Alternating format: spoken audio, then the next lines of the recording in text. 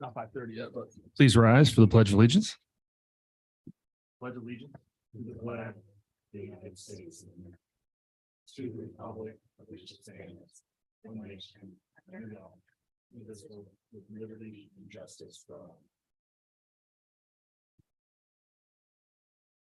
Good evening, everyone.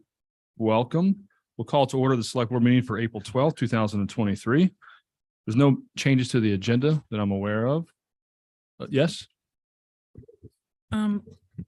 Item IX5 under the public hearings is withdrawn.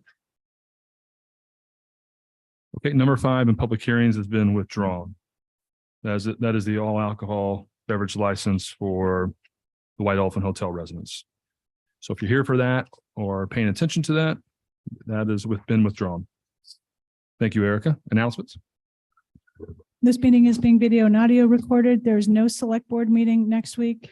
Next board meeting will be April 26th. That's for school vacation week. However, the Nantucket Civic League is hosting its annual Meet the Articles Forum. It will be online only. It'll be next Wednesday from 4 to 7. And we'll get some information on the town website. And I think they are pushing out information as well. So if people are interested in that, we'll get a link online very shortly. And I think Erica's going to give us a little update about annual committee appointments.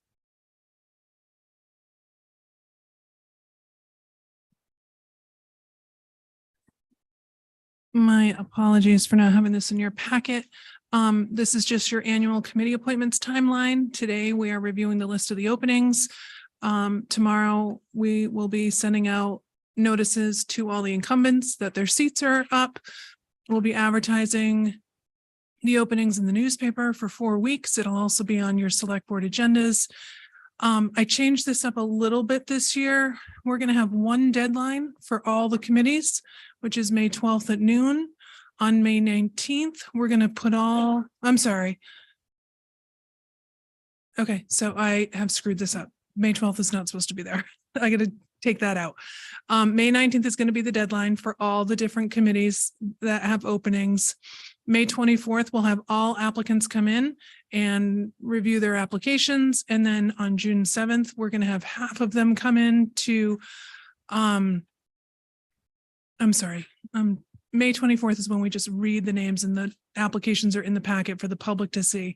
And then on June 7th, and then again on June 14th, we're going to have the actual applicants come in and review their applications, and committee appointments will be made on June 28th. We don't have a meeting in between on June 21st. This timeline is on the website, and we'll have more information on the website soon. And you update this pretty much every week. We kind of remind everybody about this. Yeah. Yeah. Yep. Good announcement. I just wanted to follow up on that, and just a note of encouragement for folks out in the community to please check the website, look at what the different boards and committees do, and consider volunteering, putting your hat in the ring for positions. Participation by all of you makes this government run, and there are many, many positions that have low time commitments and others with great time commitments. And I just encourage everybody to start with something small and manageable that they can fit into their life and try it out, because you could end up here one day. So. I don't know if that's a good thing, but Yeah, you did really well until the end. I didn't know how to respond to that. Nobody's going to apply now for anything. Let me rephrase. You might surprise yourself and find yourself here sometime down in the future. is true. As I did. I started on a couple small ones, and yeah, you get your feet wet. Yeah. Thank you, Brooke. There's no follow-up comment. Oh, I'm sorry. Select board announcements and comments. Anything we want to start with? Just a question. Are we going to hear from the new NRTA at some point soon? Is Yeah. It's next week, or is it May 3rd? Yeah. that- Okay, that would Yep. be great. Yeah, Yeah, it'll be significant. It'll be a lot. I'm sure. Any other comments? Okay, there's no follow-up comment from prior select board meetings. Is there any public comment here tonight on items that are not on the agenda? Just give it a second. See, anybody wants to raise their hand online. Okay, seeing none, we'll move on. There's no new business that I know of. May I get a motion for approval of minutes for April 5th and a Treasury warrants for April 12th? So moved. Second. All those in favor? Aye. Aye, that passes unanimously. Okay, first up, we have the Nantucket Community Television NCTV 18, their annual report. Are you going to do the video first? We're starting with video? Yeah, we're going to start with. Okay. Thank you. Give me 1 sec.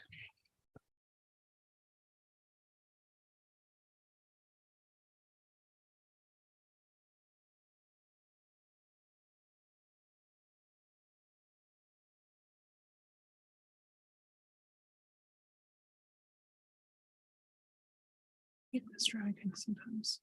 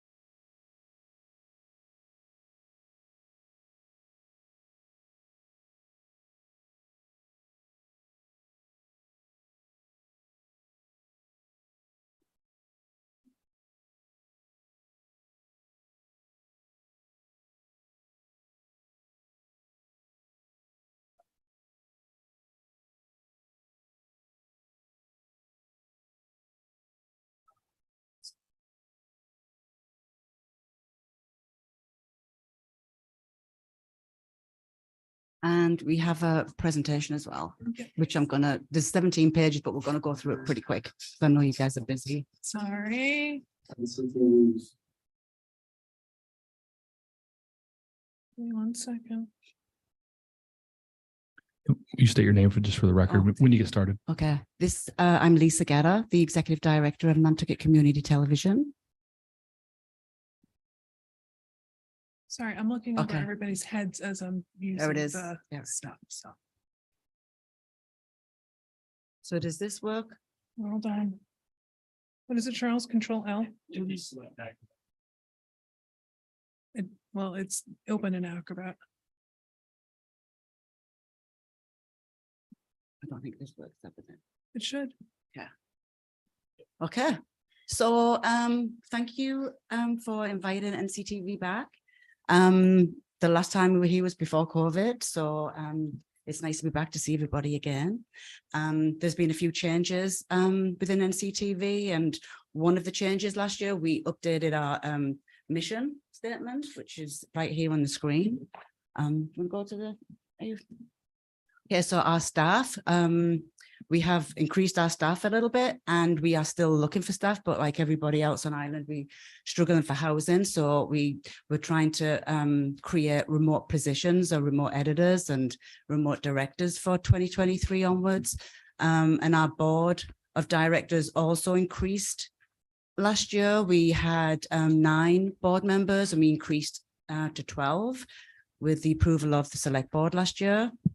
And our memberships and, so the memberships last year, that keeps increasing every year. And as you can see, the nonprofits and the businesses, we assisted with video production support, over 30 nonprofit and businesses on Nantucket last year.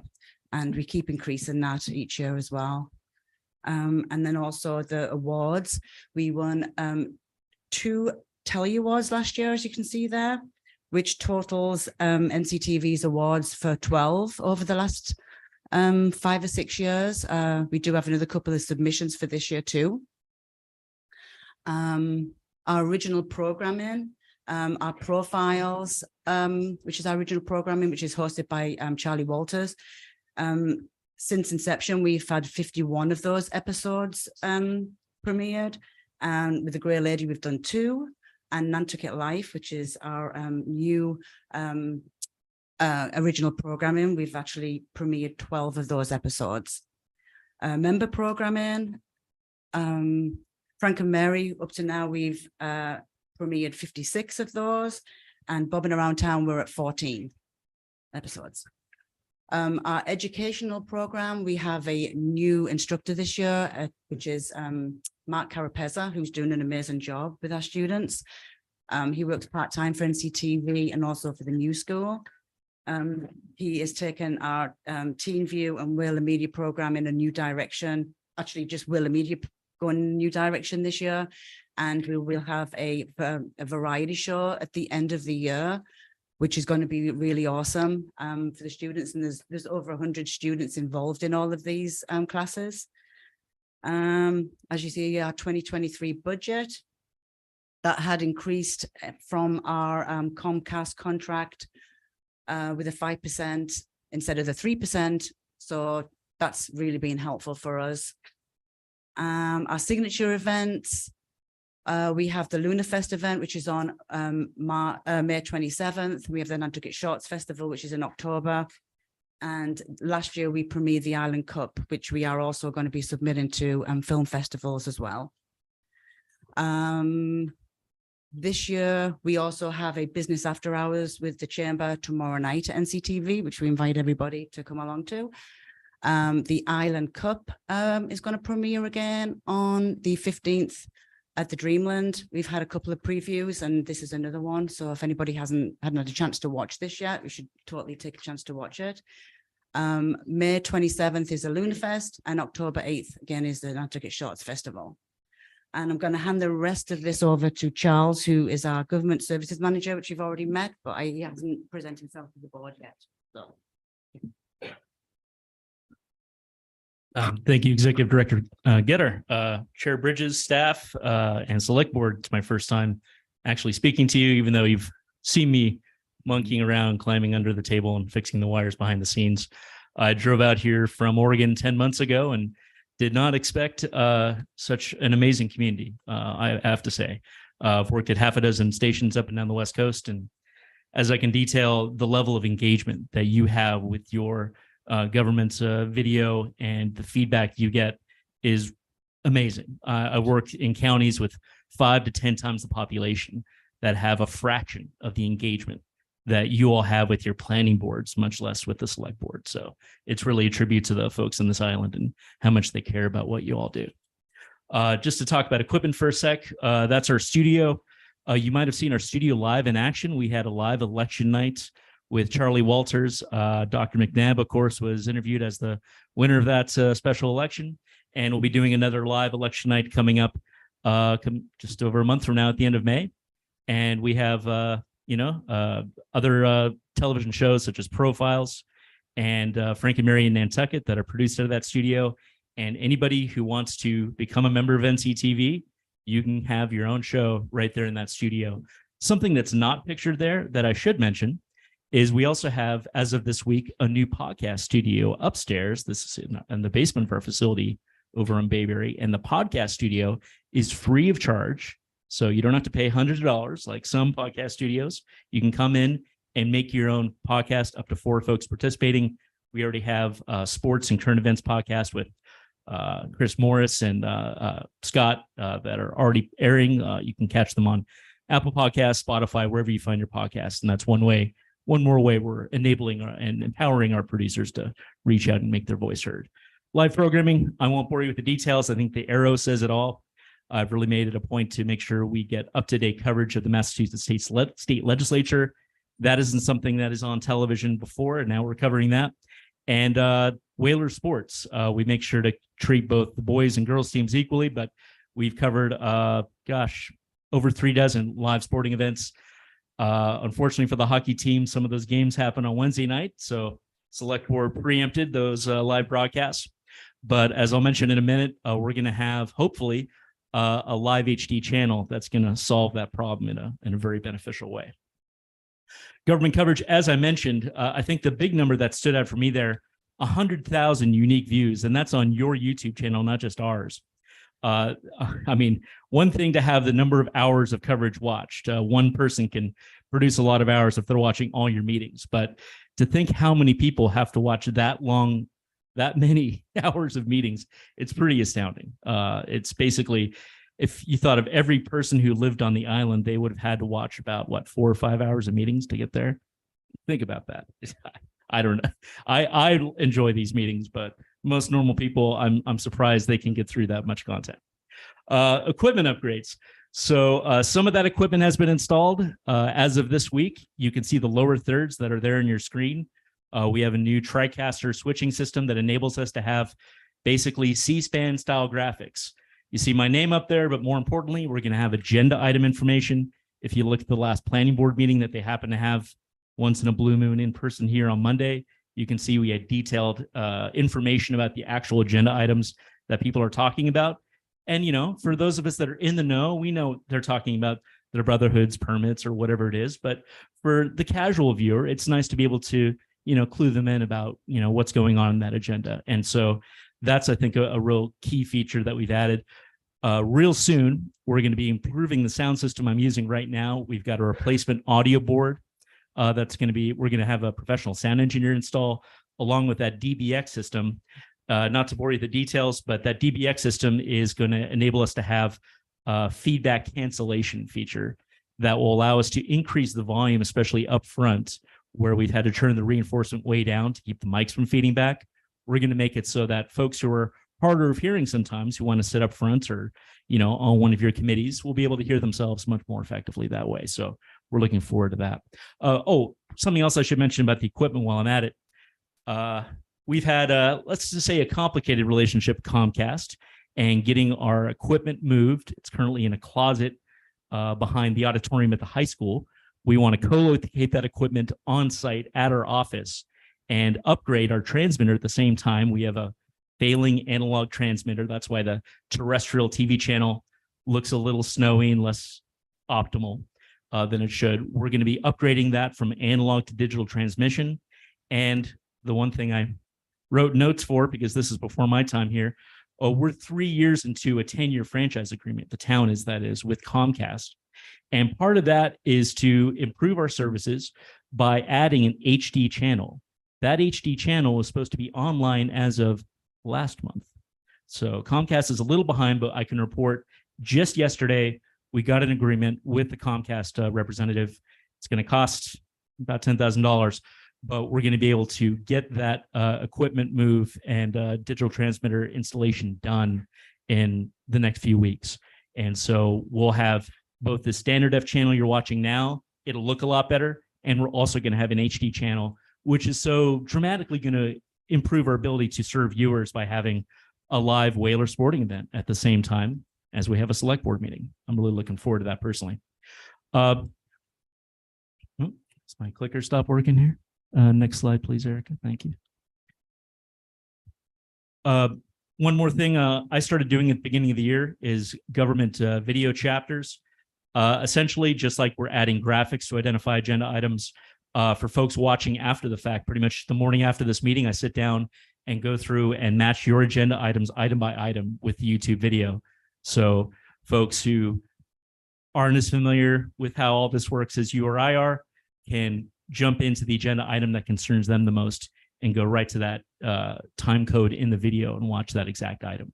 So again, it's all about, you know, meeting the viewer halfway and getting them the information they need for their particular interest. Next slide, please. Active legislation. I'm glad to report that both Representative Fernandez and Senator Sear have co-sponsored H74/S34. That is basically bringing our internet distribution up to the same franchise level of obligations as our cable distribution.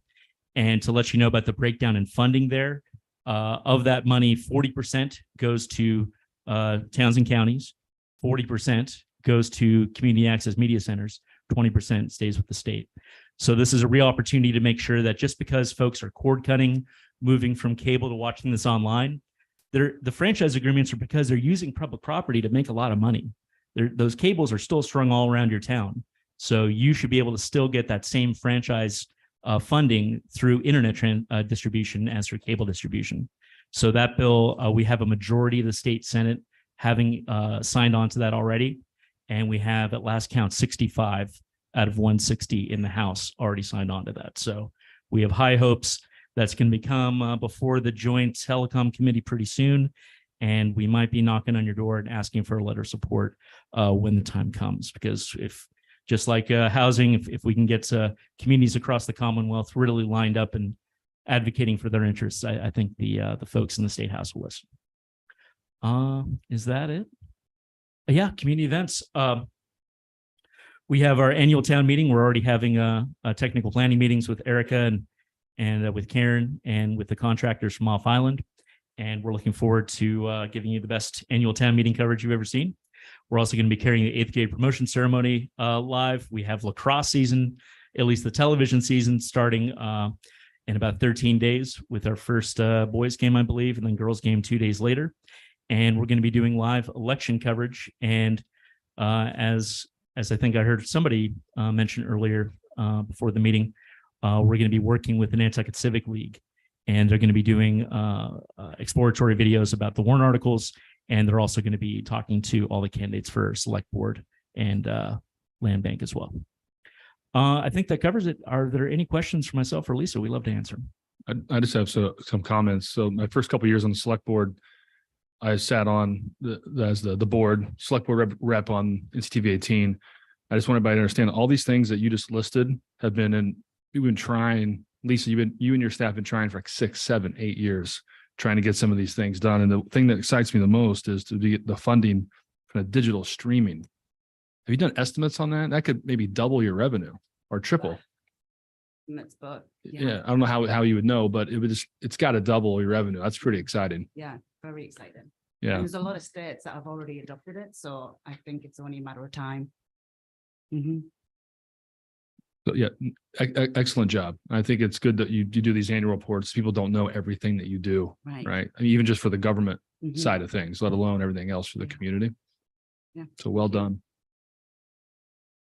As the current select board rep to the board, I just want to say those board meetings are like the most uplifting, energized. You guys are just so creative, so engaged, so excited about the work you do for the community. And I think it shows in the fact that people are watching and people are paying attention.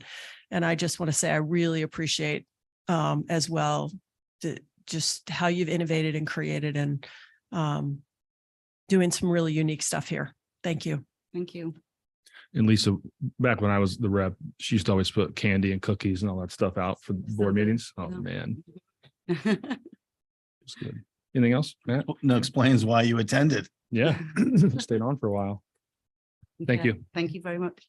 Great work.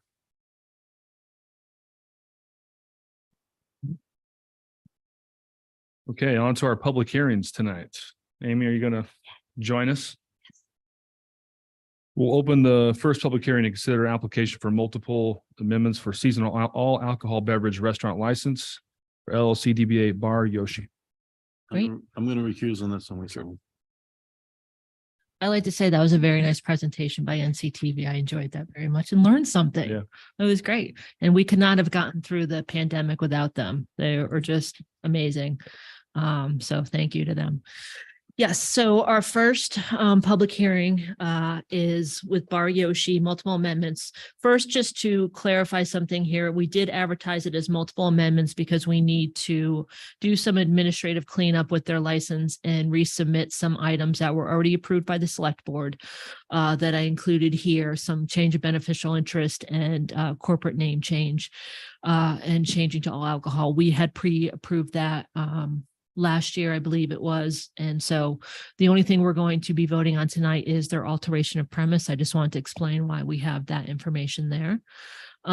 So the alteration of premise is, as we put in the packet here, an addition of a second dwelling that's going to be on the opposite side of the Old South Wharf there from their current dwelling. I believe that, let me look here, is a to be named O-Bar with occupancy number of, I believe it's 15 seating capacity. So it's a smaller area directly across. These types of things are allowed with the ABCC. The guideline there with outdoor dining, as you know, is that it's contained or outlined in that area. It does have the path going between that. They do have obviously approval from their landlord for that path there. As long as it is visible from the main area, it is allowed. If it's not contiguous, it just needs to be visible from that main area. So we believe that should be not an issue there. Further, as I put in the AIS, as I mentioned to them, in the staff recommendation, we had to certainly talk about compliance issues that we have had with this licensee. I included the most recent cease and desist with the health department with issues with occupancy last year, and some other fines that were issued due to the mobile food unit issue that I had listed, and some previous issues with storage and other items. And I bring this up because we do report on this for anyone that comes before the board. The reason I would go through and recommend we move forward is because they have made steps. They have engaged Stephen Cohen in his office, which have been incredibly helpful in helping us manage this cleanup and get them, in compliance and make sure everything's kind of all set there. So I appreciate that effort there as well. They've been great. But Mr. Cohen cannot run the operation. So what I wanted to bring up too is this is publicly a final warning on any of that issue to make sure anything comes up to communicate with us so that we can continue this progress in the license. So that is why we are fine with moving forward with that condition, that this is kind of our final warning on any issues there. Anything else that comes up, we would probably bring forth for a hearing. So, but they're well aware of that. And again, Mr. Cohen has been incredibly helpful in getting us to this place with this licensee. So I will leave it there and open it up to any questions or comments from the applicant. Amy, I'm assuming the outdoor seating, it's not on a public sidewalk. So that's why it's not down at number 6. Correct. Okay. Correct. This is all on private property with the landlord there. So it is all part of their agreement and lease agreement. Okay. Yes. This is a public hearing. Anybody from the public like to speak? Our board members? Motion to close the public hearing.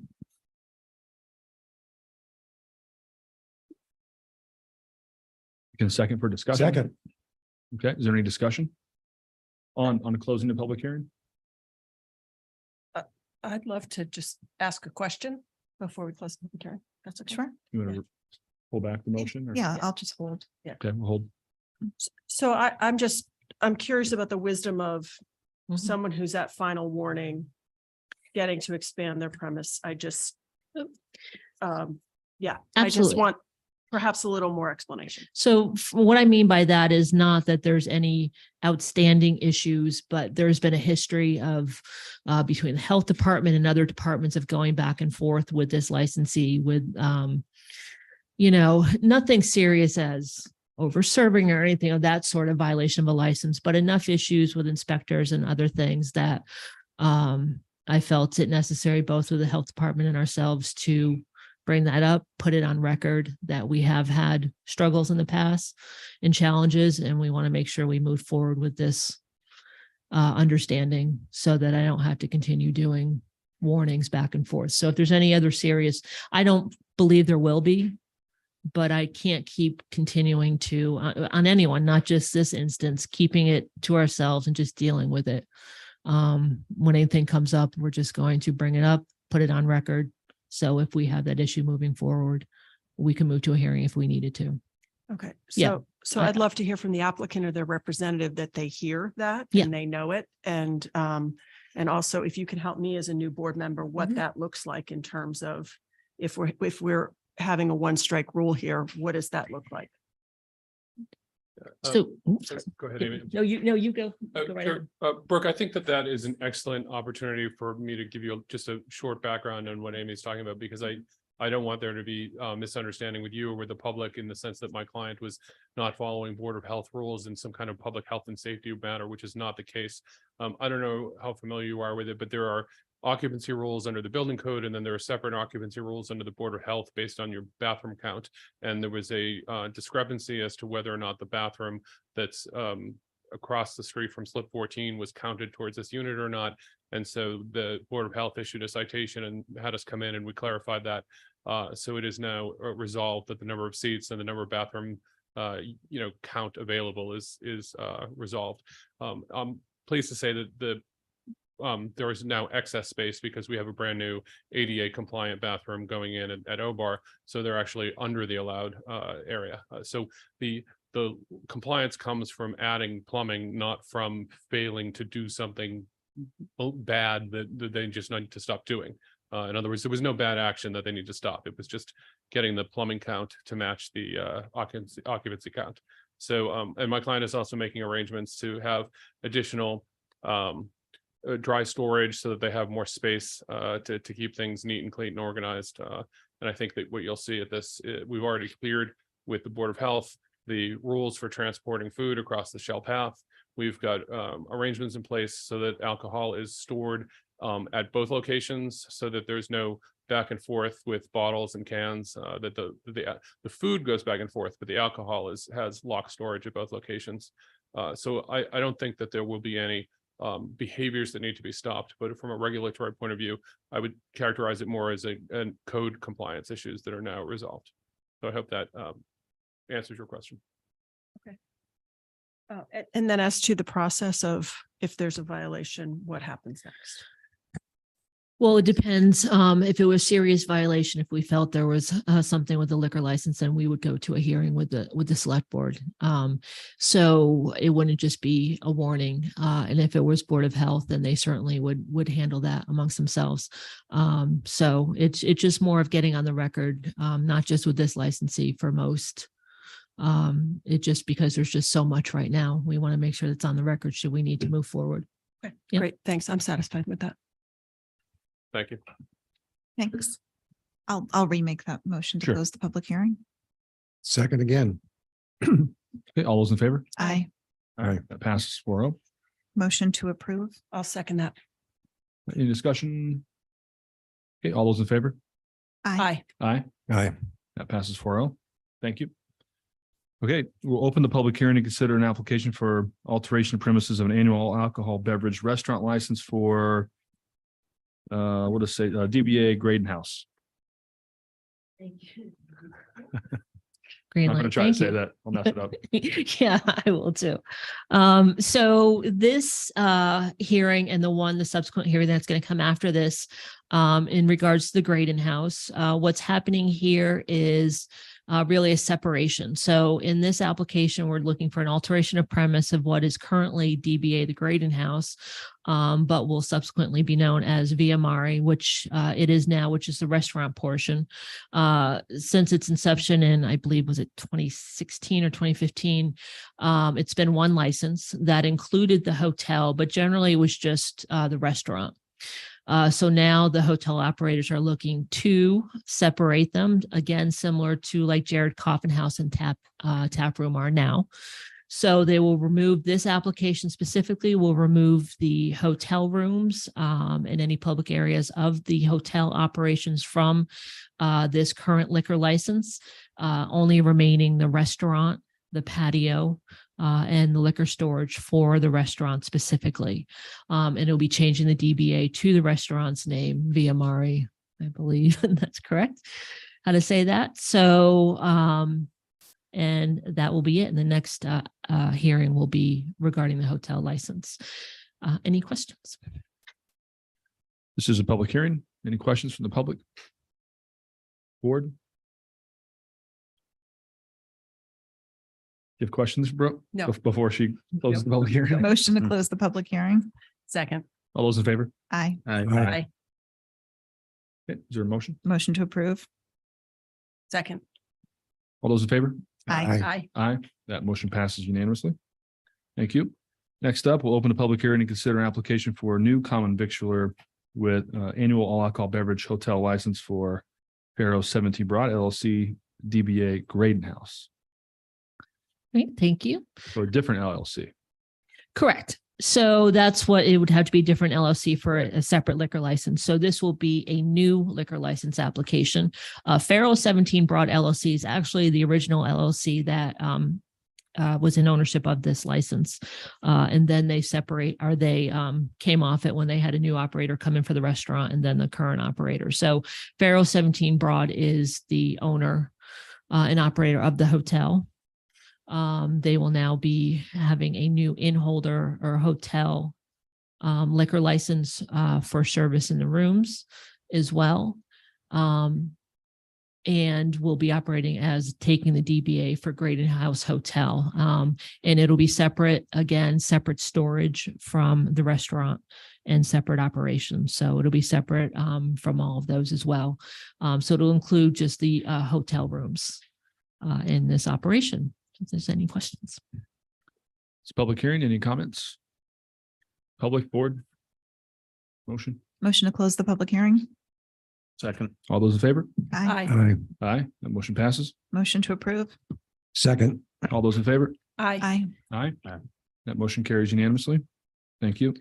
Number 4, we'll open a public hearing and consider an application for a new non-live entertainment license for Faros 17 Broad Street LLC DBA Greydon House. Yes, thank you. So the new liquor license that we just approved, we are requiring and attaching a non-live entertainment license, which is pre-recorded background music, which we generally do with a liquor license. In this case specifically, I did it and obviously spoke to the applicant, and they understand as well, as we have had noise complaints and issues with outdoor music being played outside the Greydon House. Now, the entertainment license for the restaurant is for interior, non-live interior space only. Very specifically in the hearing for that a few years ago was no, adding the patio space was no music or noise outdoors in that patio space, and seated dinner service only. But we've had multiple issues with, at first there were some speakers out there and playing music in the middle of the day. Obviously, we have residential and office space abutting both that area as well. And a lot of times what happened was I would call the manager of the restaurant, who would be great and go down there, but it ended up being the hotel staff playing music or whatever from their iPod into speakers. So this is going to help hopefully manage that, put those restrictions on it, that they can have obviously music, in the public spaces interior, but that there's to be no exterior music emanating from the building at any time. And their attorney and applicant certainly understand why we kind of put that restriction on there. It helps us manage it better to have it directly through the hotel.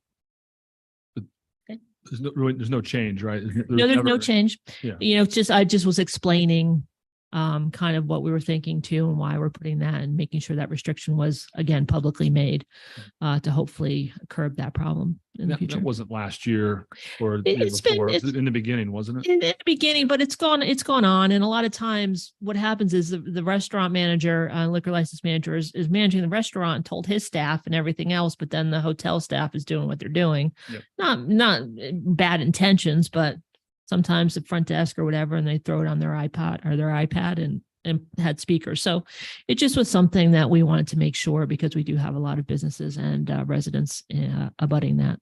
So just addressing that. Good. Yeah.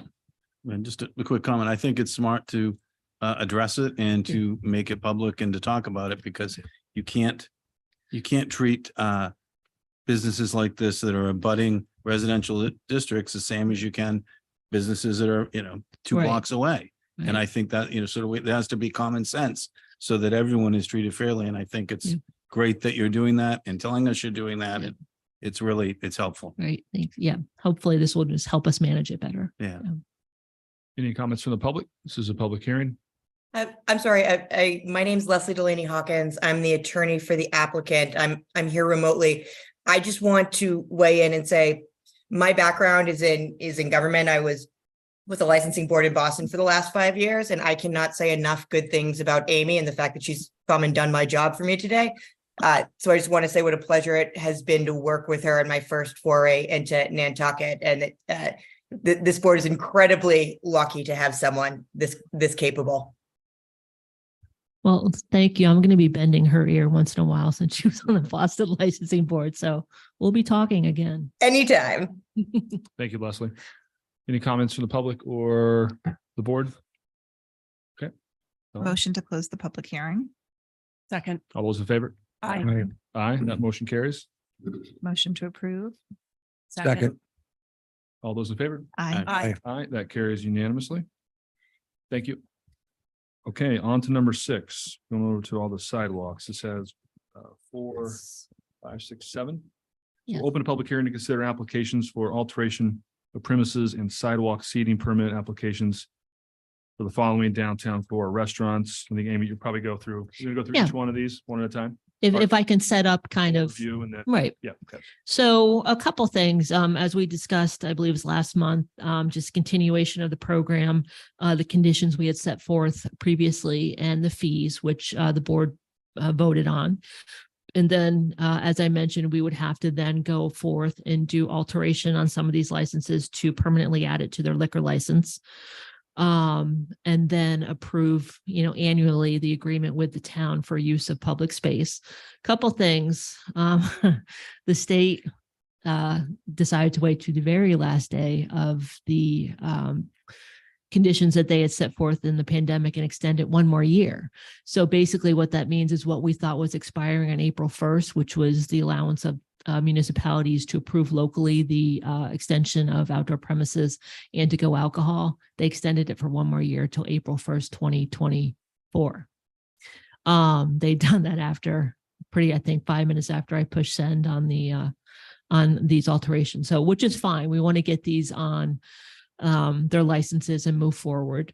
But to say, I'll probably put a communication out soon about that for other spaces that have not yet permanently added it to their premises on private areas, can continue to use them as long as we confirm they have been using them in the past, and that they will be moving forward with permanent alteration. As I believe the state probably was backed up so much with everyone coming through, they extended the time as well. And also put out some information on the to-go alcohol conditions as well, because that has been extended as well for restaurants for one more year. So moving forward with these applications, we're going to do a public hearing for each one, just in case to make sure that we follow the guidelines. About half of them will have to be submitted as an alteration of premise to the ABCC. A few of them will not have to be, a separate alteration because they were either approved during this period, like NanTaco. So we've already gone through the state with them on this. And Ethos as well that have been approved, so they don't need a separate one. But I've put it through as each one will be a alteration. We'll agree to the space, vote on the space as an alteration of premise for their license. Secondly, once approved, we are doing a final review, Brian Turbot in his office with risk management on the agreement that will be signed with the town and those doing sidewalk seating to make sure that liability is covered, insurance is appropriate, and the conditions are marked as we had discussed. And we can certainly go over those again, but those are what you approved again last month. Okay, that makes sense. Quick question for John, for Mr. Giorgio, town council. I've already opened the public hearing, so we'll close it and do Rose and Crown first, then we'll open it again and do the next one. Right. Is that how we need to do it? I think that's fine. Because Yes. there could be one giant motion at the end. If there's, I mean, does it matter? that I don't know specifically, Mr. I would Giorgio. say you've opened the public hearing Yeah. for all of them, Yeah. and then you can close each one individually and vote on it. So if I close it, I have to reopen the public hearing again for each one. No, because you're going to only close the public hearing for A, for B, for C. Okay. So We've done that we'll before. specify. Okay, Mhm. thanks. Thank you. I agree. Thanks, John. Great, okay. So if you can remind me what's first here is Rose and Crown. Great. So no, again, all of these are going to be the same. I'll read off the number of tables and seats. I don't believe we have any conditions that are changing for any of them. Oh, great, I lost internet. I believe it's Rose and Crown, we're looking at the sidewalk seating, 6 tables, 20 seats maximum. For theirs, one other addition too that I'll say that I'll carry through to these that we discussed that we are looking to have a consistent look for these and are likely to do a rope type stanchion that we had on Broad Street for all of these. So we don't have all very different looks on these and that they're consistent as well. So we're going to be working through that as well. So Rose and Crown again will be 6 tables, 20 seats. And again, the latest that most of these will be is till 10 p.m. Okay, Any so questions? take any questions or comments on Rose and Crown? Okay, so is there a motion to close the public hearing? Motion A? to close 6A. Second. All those in favor? Aye. Aye. Aye. Motion to approve. Or no, we do it at the end. You do. Okay, Each one, motion each to one, yeah. approve. Second. All those in favor? Aye. Aye. Aye, that carries unanimously. Next one up is backyard barbecue, B. Great. Backyard barbecue. Backyard barbecue is 4 tables, 18 seats. And actually one thing I want to, let me just close that. Add as we do these. I don't know if we have to go back and do this for Rose and Crown, because they do cross a public way with alcohol. Backyard barbecue is one that does not. That's my only consideration I just thought about. We've done that in the past because when you cross a public way with alcohol, you specifically have to approve the crossing of the public way, but the agreement does that. So we may be okay. I don't know, Mr. Giorgio can. What's the go on difference that. between backyard barbecue and Rose and Crown? The backyard barbecue is contiguous to their building. They're Just not because- crossing the sidewalk. Just because the table's against the building, Mhm. that's not crossing. No, But it's if three- contiguous to the building. It's part of the building. You know, if a restaurant had, you know, a patio or something that's just on the front of the building, they're not crossing. It's legally what the ABCC says. If you're crossing a public Okay. walkway, the tables are part It's of a the building. technicality because the server's Mhm. standing in the exact same place for both restaurants with alcohol in their hands, exact same place, middle of the sidewalk. Correct, but but it's Okay. it's a legal technicality, I Okay. know. And because our sidewalks aren't as big as maybe in Boston, where if it's up against a building, you have a huge sidewalk. In places where you have to actually cross a public walkway to get the alcohol to the table. I trust me, I've gone. I believe you. I was just curious. Yeah. So that's the difference here. It's a lot easier with them as they're right up against the building, which is helpful. But again, it's 4 tables with a maximum of 16 seats. Okay, anyone like to comment on that? Public or board? Don, Motion to close the public hearing. Second for 6B. for 6B, all those in favor? Aye. Aye. Motion to, Motion to approve 6B. Second. all those in favor? Aye. Aye. Aye. Aye, that passes unanimously. Okay, on to 6C, it is NanTaco. NanTaco. Now, NanTaco, did I see them coming? Hey, so, and I believe what's correct with you is that you end alcohol service at 8 p.m. Yeah, okay. So when they came in for the new license, that was one of the concessions was they were serving alcohol till 8 p.m. and then it's takeout after that as well. So, and again, their outdoor was approved on their license with the ABCC. So we just have to submit the agreement.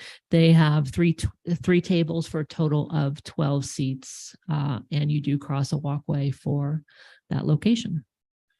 Amy, I remember last year, we scaled it down for the Mhm. first year. Yep. Is it the same pretty much?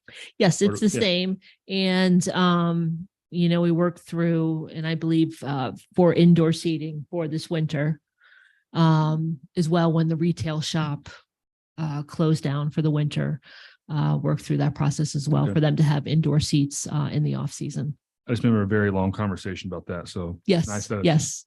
gonna Yep, go. yep, they're working through it, quick. Yeah. All right, this is a public hearing. Any comments? Questions from the board? Don? Motion to close the public hearing for 6C. Second. All those in favor? I Aye, that passes unanimously. motion to approve 6C. Second. All those in favor? Aye. Aye. All right, that passes. Thank you. Now, we'll go to public hearing for the Ethos Nantucket.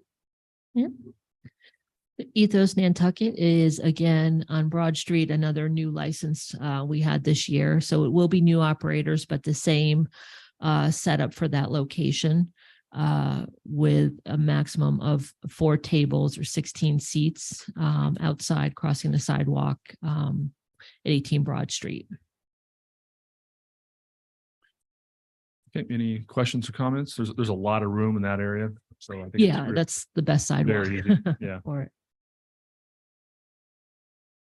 Motion to close the public hearing Second. for, Oh. I'm sorry, 6E. All those in favor? Aye. Aye. I'm sorry, 6D. Aye. Aye. That passes. Motion to approve 6D. Second. All those in favor? Aye. Aye. All right, that one passes. Now we'll move on to open public hearing for the Beat, 9 South Water Street. Yep. So the Beat, initially in the pandemic, that first year, obviously they were on the side of the building there, but there was some complications with the neighbors as far as the Chapter 91 license and things of that sort and access. So moved them to the front there on South Water last year. Yeah, it was last year. 4 tables, 2 tops, only a total of 8 seats. It's smaller in that area there as well. So, and again, in that area, I know we had some talk about the white fence, but we're going to again be consistent with I think the rope type stanchions as we get through the season on that one as well. Okay, it's public hearing. Any comments from the public? Questions from the board? Motion to close the public hearing for 6E. Second. All those in favor? Aye. Aye. Aye. Motion to approve 6E. Second. All those in favor? Aye. Aye. Aye. That passes unanimously. Next up is public hearing for Lemon Press at 41 Main Street. Great. So with Lemon Press, that is the one that we had very specific conditions on because obviously the busy sidewalk and their quite busy takeout service, especially during the day. So the restriction on that was dinner service only beginning at 5 p.m. So basically 5 p.m. to 10 p.m. Service for that area as well. They have, I looked at this and I might not have looked at it first, 5 tables and 20 seats. Seems too much for me. What I want to say is I would ask that we can go in and adjust as needed. The condition for these agreements are that the tables, obviously one, require the ADA passageway. For a main sidewalk, it's more like 5 to 6 feet. It's maybe 4 feet to 5 feet on the smaller sidewalks, but on this type of sidewalk would be up to 6 feet. So they make sure they maintain that, as well as it's only within their building envelope, the storefront, that it doesn't extend to other areas. So just as I looked at this, I questioned 5 tables, but again, maybe it was, but I just asked that as we approve this, that any adjustments that need to be made to meet those conditions are allowed. Yeah, I don't see a problem with it. Yeah. Because it's dinner service only. Correct. That- Correct. So we may adjust, I just want to, like we normally would, sometimes we put occupancy here and the final inspection comes up with a different number. So just wanted to put on the record that if we need to make adjustments due to extension beyond their building or whatever it was, that we will make those as needed and adjust, which we can do. She would per do the for license. anybody if that changed. Correct. Yeah, I just saw that and it made me question that. So, as well.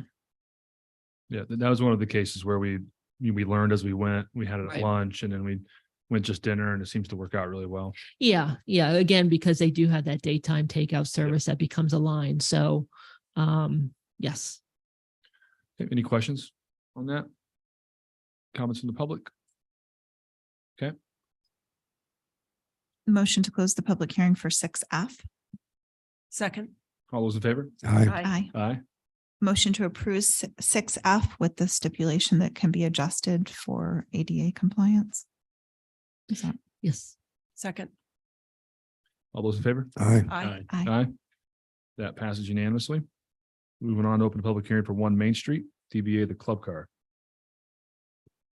Yes, so the club car, again, that's currently with the ABCC, so we'll be adding an amendment. This was a transfer of ownership, so to be a new owner, but the same conditions with 5 two tops, 10 seats, and this is another one that is contiguous with the building, up against the building, and a wide sidewalk there, so hopefully that's a good space as well. Any questions from the board or from the public? Are we ready to close the public hearing? Motion to close the public hearing on 6G. Second. All those in favor? Aye. Aye. Motion to approve. Second. 6G. All those in favor? Aye. Aye, that passes unanimously. All right, And just one thing, we did have one from Dune come in after Mr. Getter was out of the country at the time when we were doing these applications, and wants to continue doing that. So we're going to work on that. Again, with the state allowance of us continuing with whatever was existing, we can certainly do that for the temporary basis and work on an agreement with Dune as well. And then he can do a permanent alteration as needed. So I just wanted to let the board know that, and I will communicate that once we figure that out. so I know you, like, after you hit send, the state came out with that. Yeah, that was, I Does this help us appreciated for that. next year though? Because we've already done it. and Oh, we- absolutely. So maybe more streamlined next year.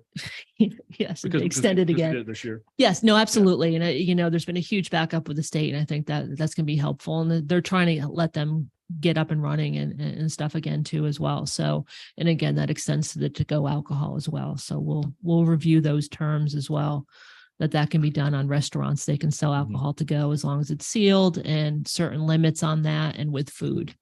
So that will continue 1 more year.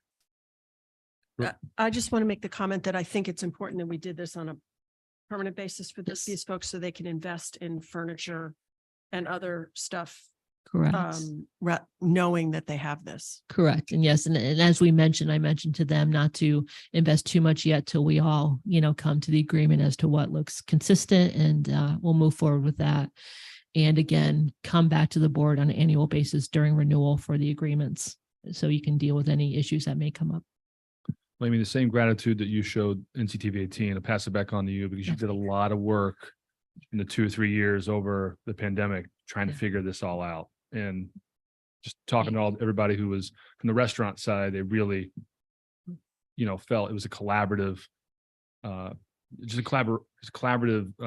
working with the town, which Yeah. doesn't always happen. And that was years that you did to figure this out. So thank you. Well, you were part of the early days too, so Yeah, thank you as chamber well. and everybody stepped in. It was We're in a dining room. so we're at I a good place appreciate now, that. I Yes. think. Yeah, it was a tremendous amount of work, and you've made our job really easy by Well, thank you. being so thorough with all of these. Appreciate it. It's just, there used to be a lot more questions and comments, and it's much Thank you. more streamlined now. It's great. Well, we appreciate it both ways. It's been a collaborative effort. So thank you.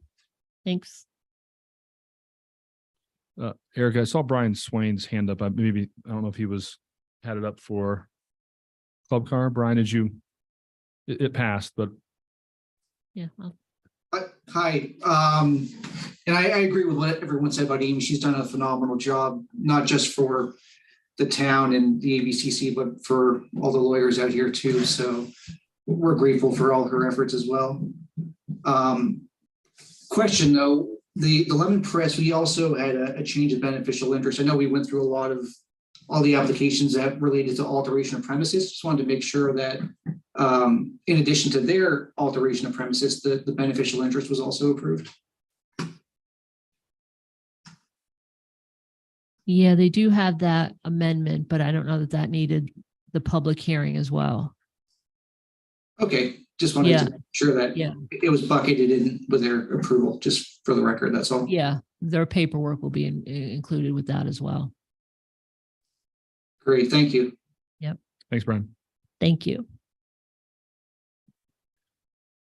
Okay, we'll open a public hearing to consider accepting the Nantucket Open Space and Recreation Plan pursuant to State Division of Conservation Services Regulatory Process. I think we have Andrew here, Brendan from Weston and Sampson. Anybody else on this? Mr. Chair? Yeah. I just wanted to note one thing, with the advertisement that we did for this public hearing, we were accepting public comments or written comments, and our office did not receive any. Okay. So- So who's going to walk us through this? Is that Andrew? Hi, Jason. Yes, I could start out, and then Brandon from Weston and Sampson is here and could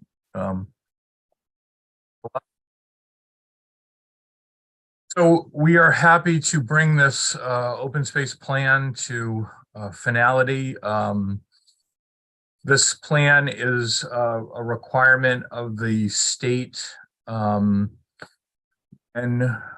entities here apply for grants. And, you know, generally it's something that we support and want to see updated on a regular basis. My involvement with this, we have, the planning office has on or asked for the responsibility to update the plan, and this particular one has taken quite a bit of time because there has been a change in vendor, there was a change because of COVID, there were a change of personnel involved in it. We actually started to update this, I believe, in 2019. So anyway, we are here now with a fairly final product that has received initial approval from the state. We've had several public discussions at the planning NPDC meetings, made quite a few revisions, and Weston and Sampson has been a great consultant here. And they were chosen really after the first consultant basically changed their business and no longer were able to finish it. But they were the natural choice as the town's consultant for the Park and Rec plan. In addition, we are engaged with them to do some other recreational projects, including the town Tom Nevers bike path and some others. So where we are tonight is there may be a few outstanding items that you all have found in the document. And we certainly can make those changes if there's any other. We've made quite a few changes along through the process, but both the planning board and NPDC have voted to approve the plan subject to any changes, any non-substantial changes that, you know, may come up in the final review. Timing is somewhat important. I think we'd like to get this document finished and approved to the state, sent to the state to meet the funding rounds that are coming up. But at this point, I guess I'll just hand it off to Brandon to let you know about all that was involved, you know, in getting this to you tonight. Great. Thank you so much, Andrew, and board members. It's great to be here tonight. And I'm going to just go through a few slides real quick and give an overview. But as Andrew has mentioned, this has been a long process in the making for several reasons. a pandemic didn't help for sure. But I think one thing that came out of a pandemic and has been well documented throughout the country as well as Nantucket is that open space is more valuable than ever, perhaps. People are appreciating the outdoors more. I think after being stuck in homes for extended periods of time, as soon as we were able to get back outside and enjoy recreational activities, people absolutely flooded to public parks and open spaces. So with that preamble, I want to thank Andrew and his staff, as well as the boards and commissions who have been very supportive and informative throughout the entire process. One thing is completely evident. There is a lot of folks who are invested in Nantucket's future and want to see it done correctly and that it's well thought out and planned and protected.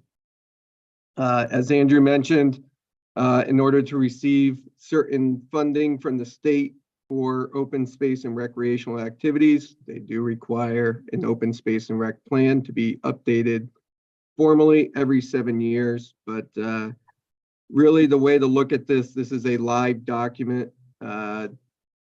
Demographics change year to year. Challenges change year to year. But this is intended to be a guideline through the next 7 years. So 2029 is when it will be up for another round of revisions.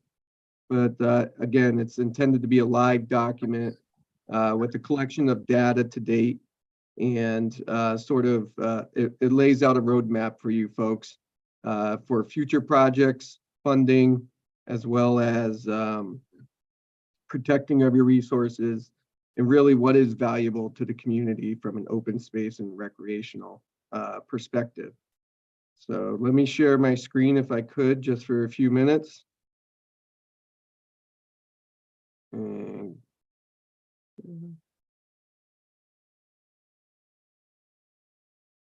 is everyone able to see my screen? Okay. Yes. Great. So I am Brandon Kunkel with Weston and Sampson. I am a practice leader and lead our landscape architecture and planning group. So real quick, as Andrew mentioned, we are at the end zone. We are ready to score a touchdown. We've presented a draft to the state. They've provided their comments. We've incorporated those comments. We've then sent the draft or final draft out to the various committees and boards to comment based on the state's comments. And now we are getting those comments back. We expect to have them back within the month. We will finalize the open space and rec plan and submit it to the state formally. The good news is the state has approved in a draft form. So you are actually already able to start pursuing grants, but they will not be actually funded until this is actually finalized. Per Andrew's earlier statement that as grants are now becoming available for the 2024 year, this is important to get wrapped up and submitted formally.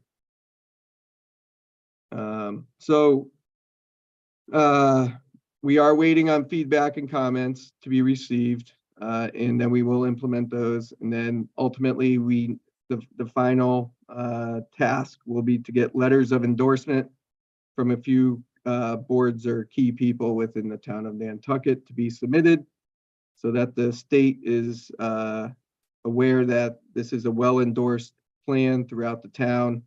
And there's been a lot of public input. So we did do an exhaustive public outreach, and I just wanted to share a few numbers.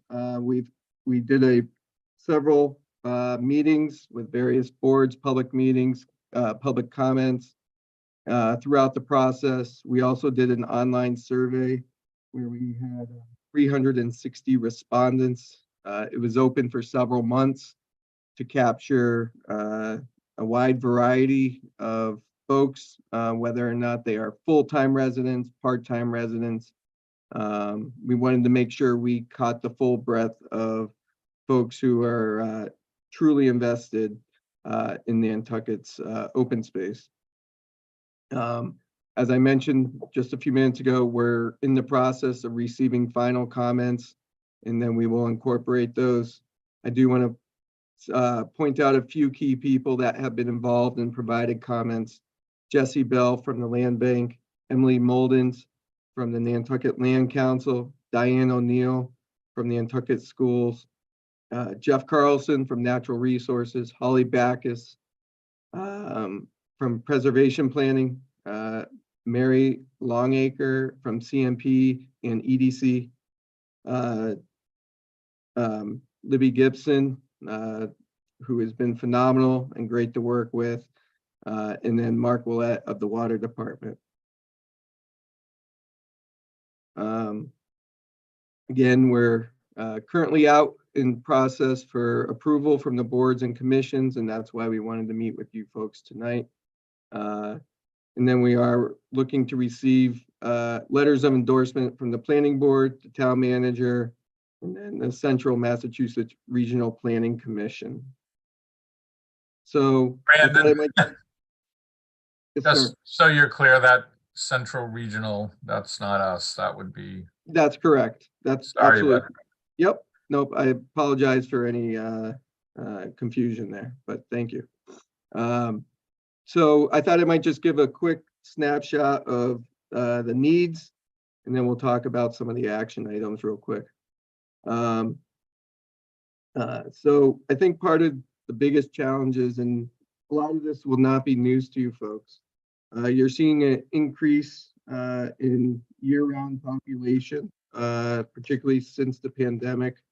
A lot of people are now able to work remotely full-time. It allows more flexibility on where they actually live or vacation. And people are buying their forever homes because they can now work out of them. You guys are also very unique in that your population swells tremendously in the summer months. This is not news to you folks, but upwards of 4 times of your year-round population. And that puts a tremendous strain your open space assets during those summer months, and it really does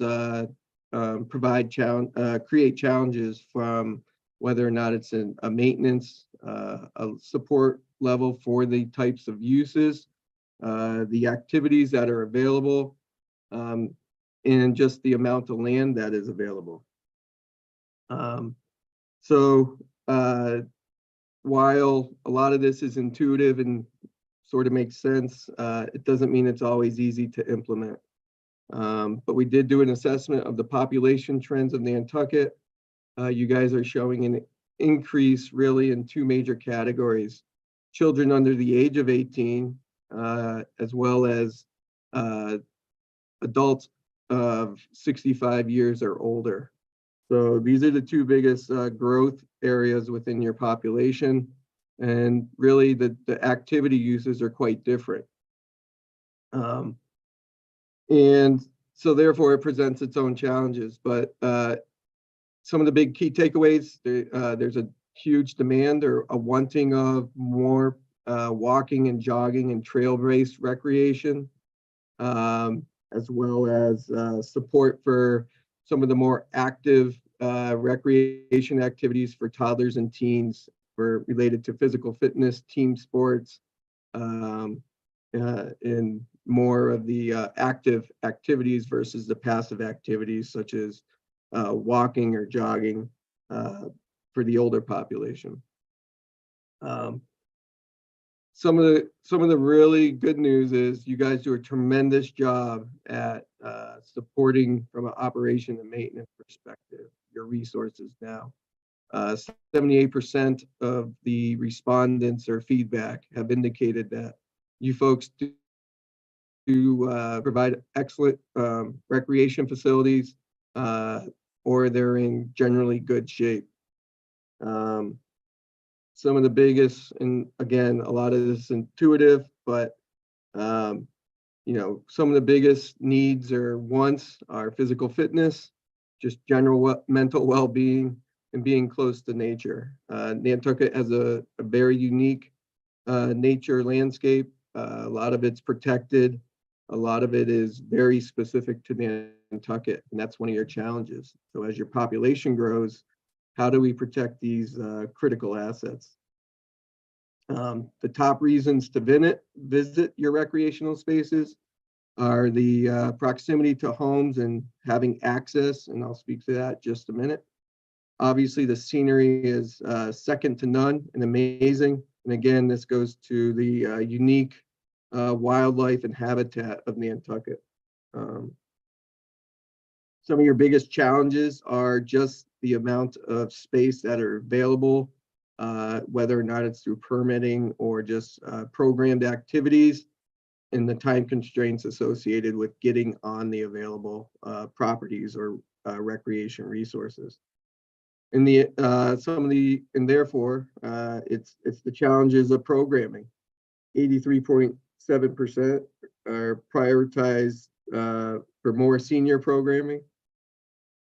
88% would see more programming for ages 4 to 12, and then 91% would like to see more teen programming provided. And then again, connections to the parks and open space assets, you know, trails, playgrounds, bike paths.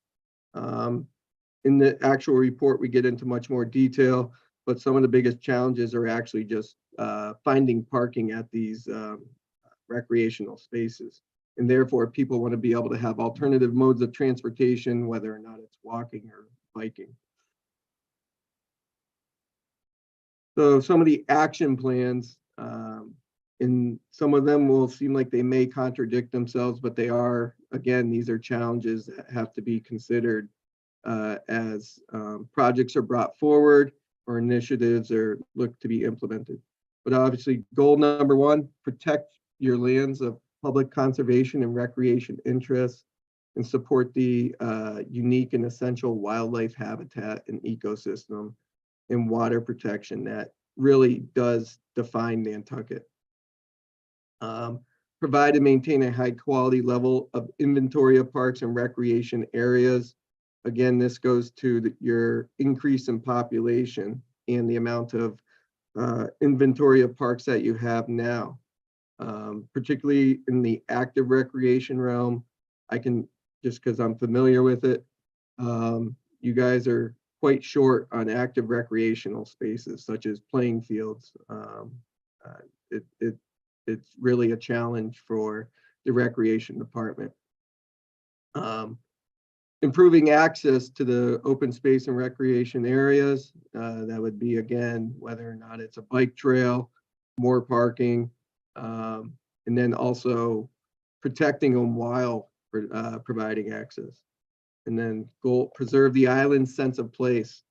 There's a lot of pride in the Nantucket place and what that really means and what it looks like. That's obvious. You guys do a phenomenal job, but it's a challenge as, again, your population is increasing, particularly during those summer months. They just take a wear and a tear, and it's hard to keep up with it. Integrate the open recreation plan with other planning initiatives. Andrew made note of this with the Tom Nevers bike trail that's currently in design.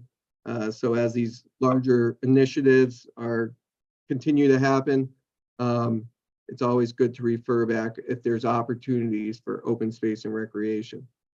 And then continue to integrate the open space and recreation plan with Nantucket Public Schools.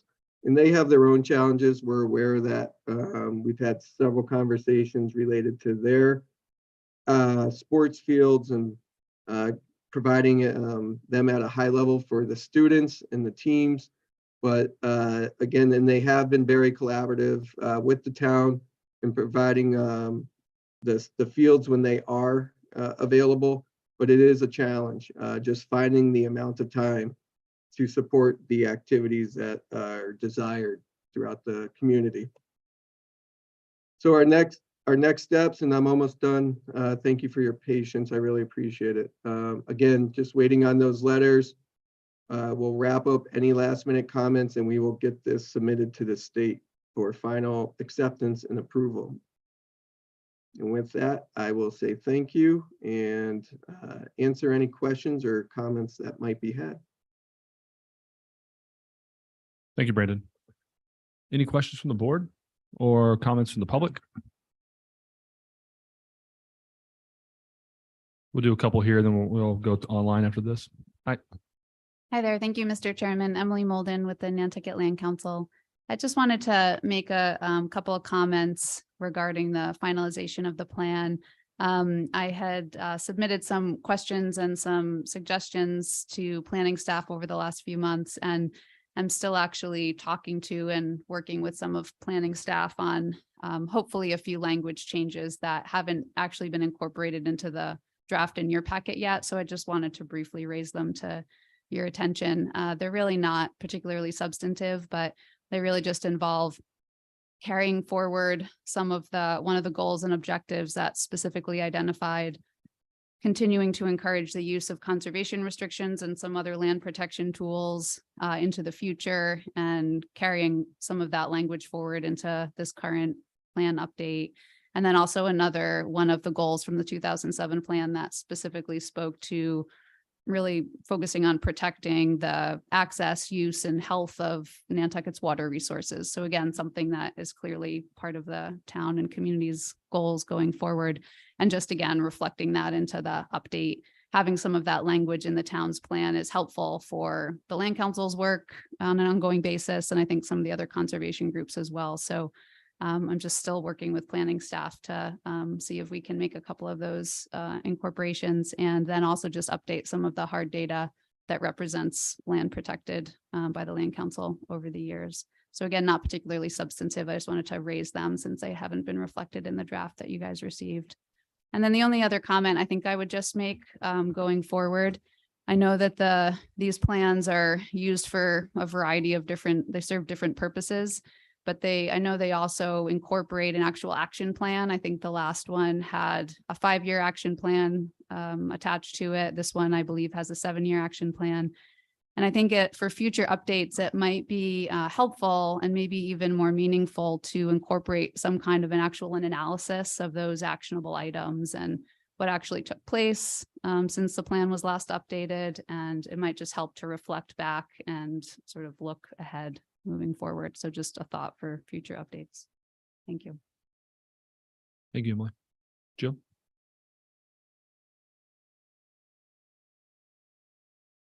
Hi, it's Jill Veith. I'm a Surfside resident.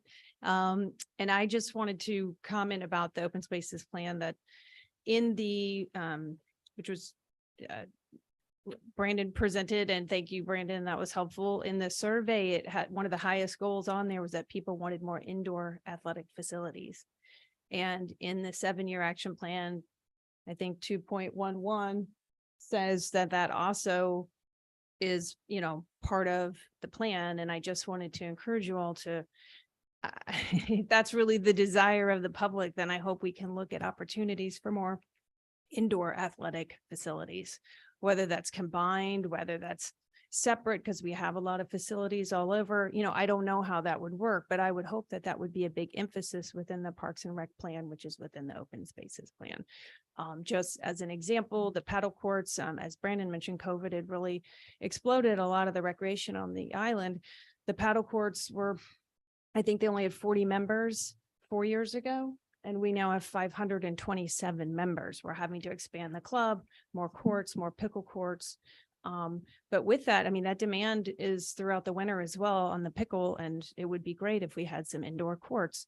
I think, we've added tennis courts to the high school this year, which is outstanding. Well done, Diane O'Neill. Thank you. And they had 48 children turn out for the tennis team this year. That program's only been around for 6 years, but those kids can't play in the winter. And that really leaves them at a disadvantage.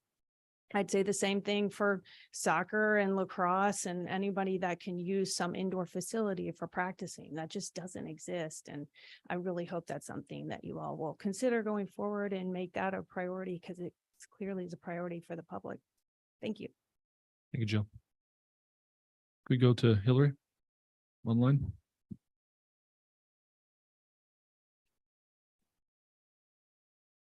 Yes. Hi, everyone.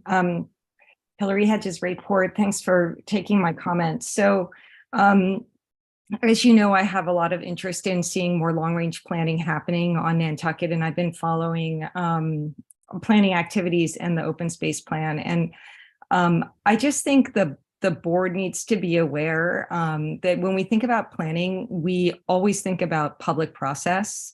A lot of people say plans are worthless, but planning is invaluable. The planning process of talking to the community, listening. It can't just be a small group of people or the people who are department heads, et cetera, or a consultant writing the plan. There has to be public process. And this is actually in the guideline for creating open space and recreation plans. You're supposed to spend 3 months in public process. The specific directive from the Department of Conservation Services is advertise early and often.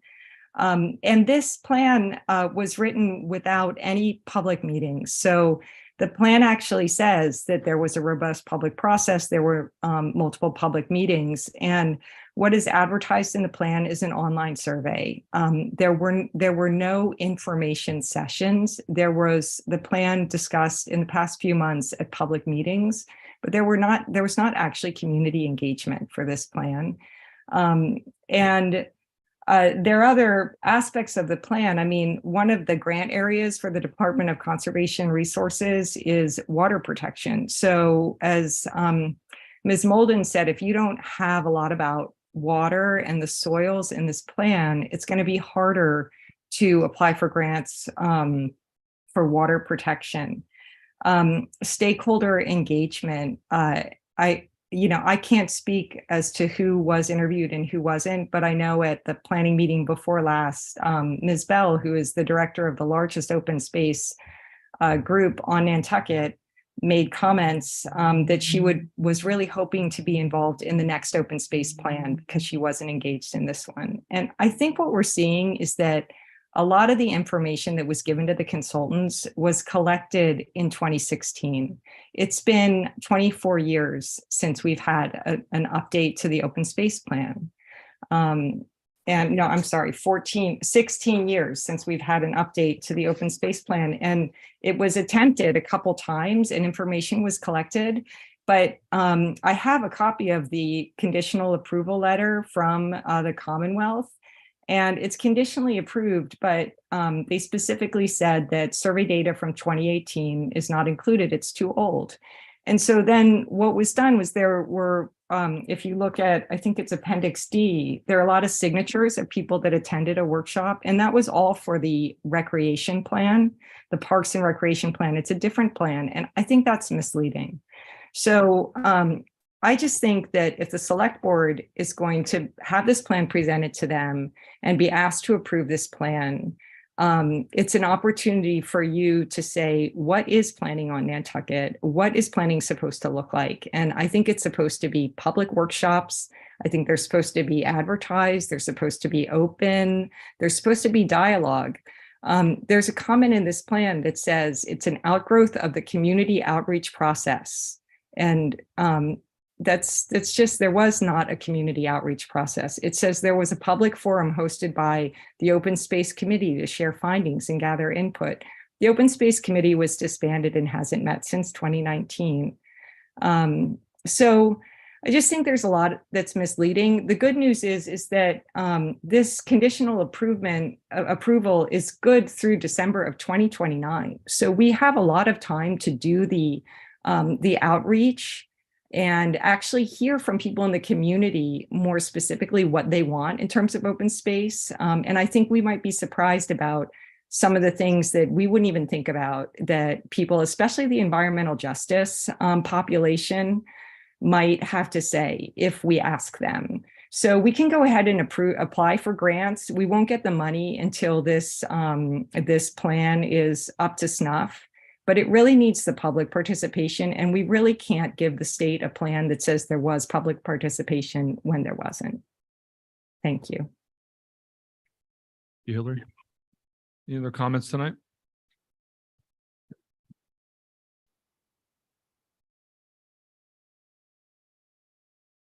Good evening, Mr. Chair, members of the board. Tom Dixon in my capacity as the Vice President of the Nantucket Racket Sports Association that Jill mentioned. I just wanted to bolster what Jill was saying about the absolute explosion of need for recreational activity since the pandemic.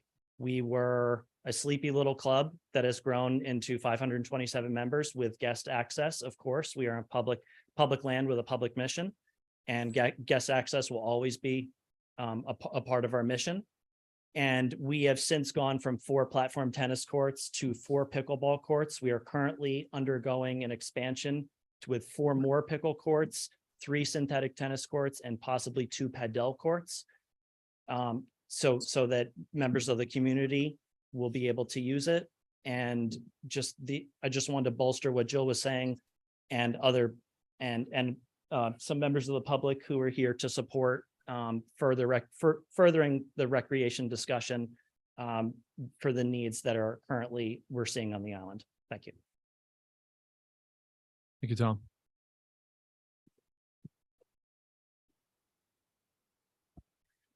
Tucker Holland, Housing Director. I mean, I want to, applaud the work that has gone into this plan. I mean, I know that it's a very large undertaking and so forth. And I have not been intimately involved with it, and just thought to mention a few comments. I think just for the board to consider understanding this is an open space plan, how the wording and the emphasis in it jibes with some of this board's strategic plan goals. And obviously, I think about housing. So when I read on page 19, in a community as built out as Nantucket, where housing costs remain high, demand for housing can sometimes present a challenge for open space protection efforts. I wonder whether that's emphasizing the right point. I recently attended the VIII Symposium and had an opportunity to spend some time with the executive director of the Eagle Valley Land Trust, which is a conservation organization, much like our Nantucket Conservation Foundation. And the director of that organization said, the first thing they do as a conservation organization is, when they are looking at an opportunity, ask themselves, who should we be partnering with on this? From the standpoint of what other pressing community needs can be accomplished with this particular piece of property. So not just conservation, but housing and recreation and other important goals of a community. So again, I totally understand this is an open space plan, but I think there may be some massaging of the emphasis in here, and perhaps some more emphasis on collaboration, as I described, that could be included. Thank you, Tucker. Well, Tucker, it's an open space plan, open space and recreation plan. Like it's no, I just want to, it's not just an open space plan. At least that's not the way I read it. Jill? Sorry, I just want to add one thing. The thing that's great about what this is doing and what you're amending and putting forward is it's community building. And that's, I think, what we have seen at the NRSA. I'm sure that's what you see at the Boys and Girls Club and at the golf course and the new playgrounds and the dog park. And we need something community building on this island right now. There's a lot of fights about a lot of little things. And quite honestly, this is the best thing going. This is what's bringing people together. And I feel so passionate about it. I've made so many new friends. Some of them are sitting here. And I mean, that's just me, but I have seen what I've loved about it is I've seen one of my greatest friends right now is 85 years old, and I play with him and I love him. And then I'm seeing kids out there my new good friends, Matt's kids. I wouldn't have known them. And I'm making great relationships, and so is everyone else. And it's so fun to see that happen when all ages come together and they can be together. And I think this is the priority. I really do. And that builds on what Tucker is saying. As we're trying to add on more housing and provide more housing, we've got to give people that recreation aspect too. So that's just what I wanted to add. And I'm sorry I didn't say it the first time. Thank you, Jill. Brooke? I had a couple of comments about some outdated information that I hand to Andrew, and I don't need to talk about it. I'm assuming Andrew will take it into account.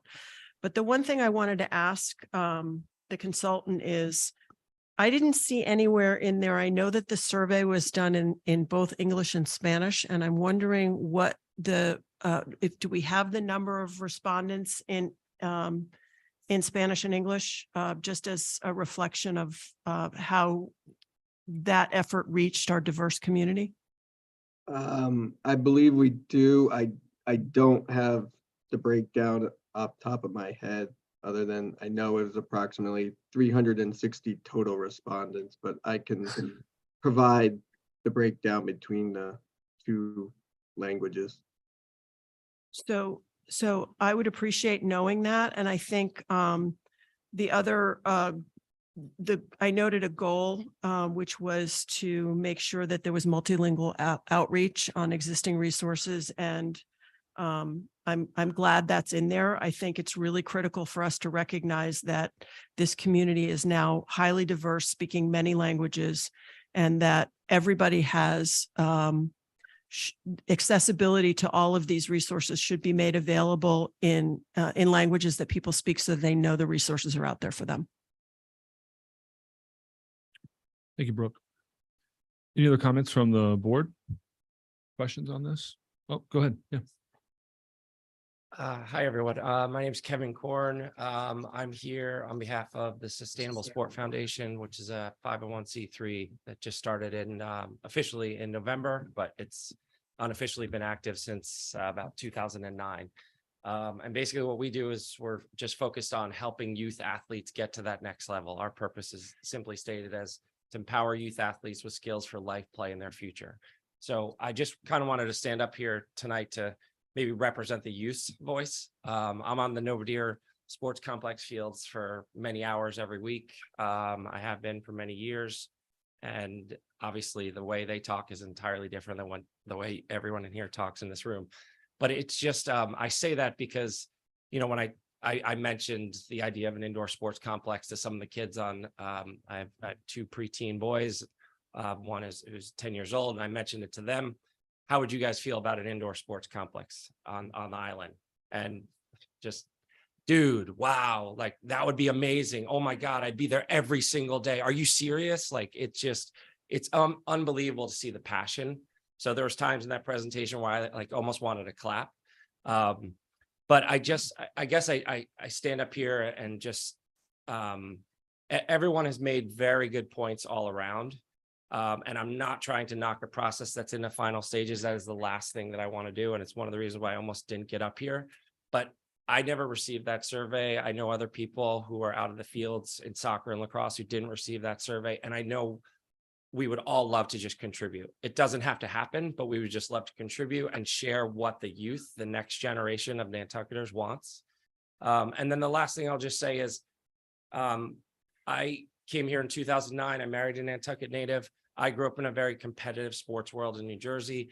And when I came here, I just saw a different world. There were competitive players. There were kids that could play in college, but then some of them didn't get the chance for whatever reason. They decided to stay. They just didn't have the opportunity to get off island, as we all are aware of. And I just want that to be recognized as we think about open space, is that we have some amazing talent on this island. I mean, you guys can all think about any athlete that's going to a great school next year to play, but we have some amazing talent here from all different demographics. And we really could nurture that, and we could become known for that. I mean, we can have college showcases where coaches come, but we have to create that environment, one, for our kids to grow within that.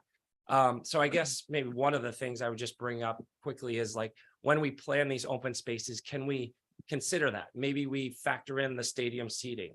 It doesn't have to be fancy, but just so that parents can cheer, but then also when coaches come, we can invite them to come and watch our kids. And then our kids also get used to that feeling, not just going to a field. So it's really exciting to see what's in front of us.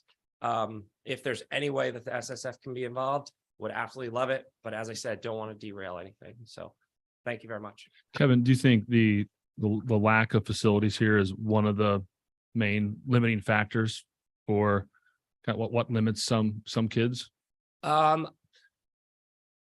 think that the facilities are very overused. If in terms of lack of facilities, I mean, first and foremost, you should know I'm very focused on soccer. So outdoor space in that. We would love an indoor space as well, but we are able to do it with futsal at the Boys and Girls Club. So there is space for those kind of things. I don't know how to answer that question because I don't know if Maybe it's people are not fighting for field space. Yeah, maybe it's not the limiting factor, but is it a major factor in Definitely everything that you're saying? Yes. Yeah, Erica. I was just going to say, as a parent of two kids that have gone through, or one going through the Nantucket High School and one that's already gone through, we see so many kids, other teams that we play against that are amazing. And a big part of it is that they have facilities that they can go and do camps in the off season in the winter. And so they are training year round in their sports. And we don't have that opportunity unless we send our kids off island or to a private space. So it is really limiting as a parent. Yeah, agreed. I mean, my son left and went away to school and he trains 4 hours a day because he wants to play college ball. And I mean, he had access to some great people here, but we were traveling to do AAU and everything, so he could train year round, and it's really cost prohibitive. And it is limiting, and there are some amazing kids here who should get more opportunities. And I mean, this is like a very high on my priority list of something I'd like to see make happen. Even if it starts small, like bubbling a couple of tennis courts, but we need more stuff that's accessible year round and just accessible in general. There's much more demand than there is facility available. Thank you very much. Thanks, Kevin. Yeah. Brooke? Sorry, go ahead. Go Renee. back. No, I was just going to add that in terms of the behavioral health challenges of the entire community, having a place for indoor recreation year round could be invaluable, I think, and for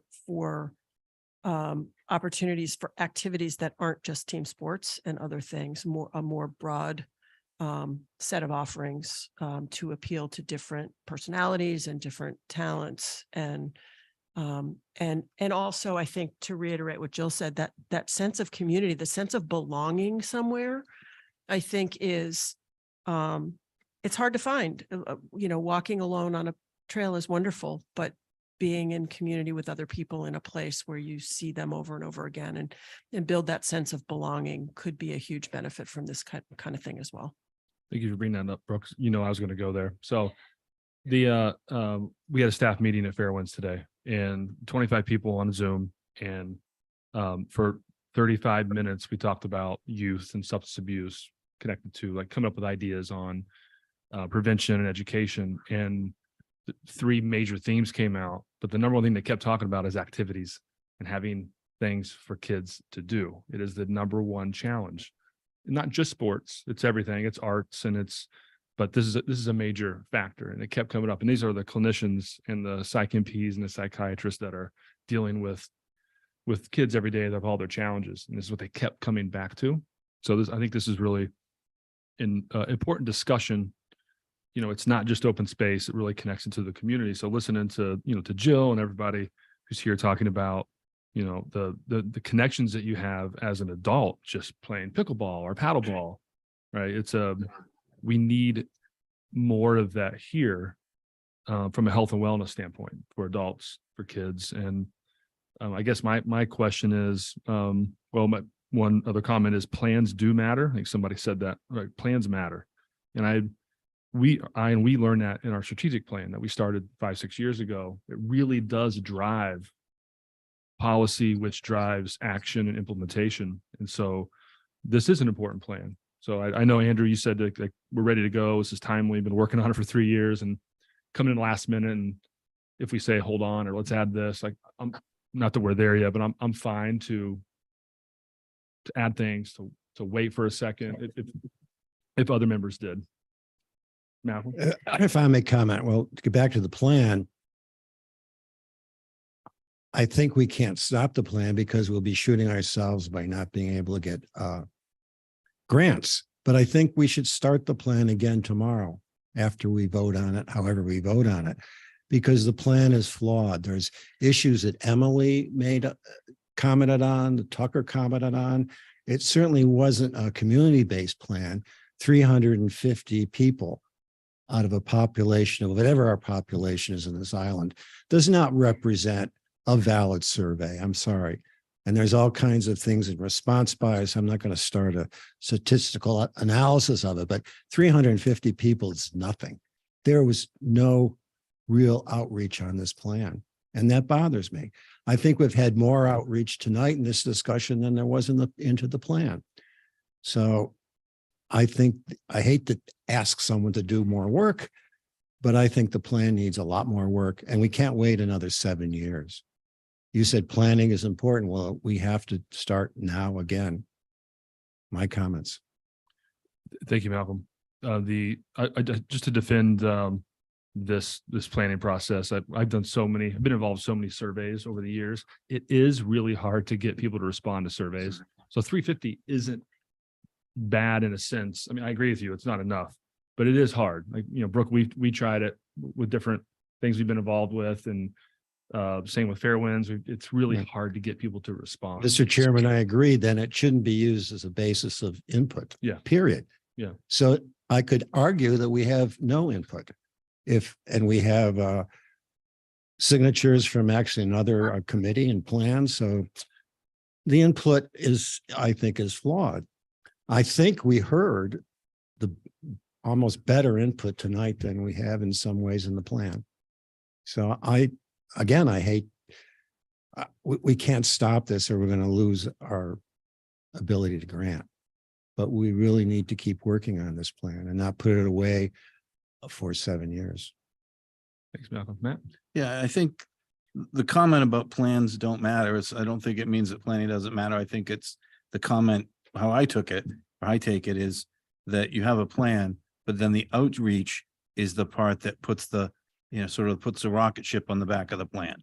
And I'll use sort of what we did or what the what was his name? DPW director Rob first got here. We had talked about making changes down at Steamship and along those roads and everything. Talk. We've written it and everything.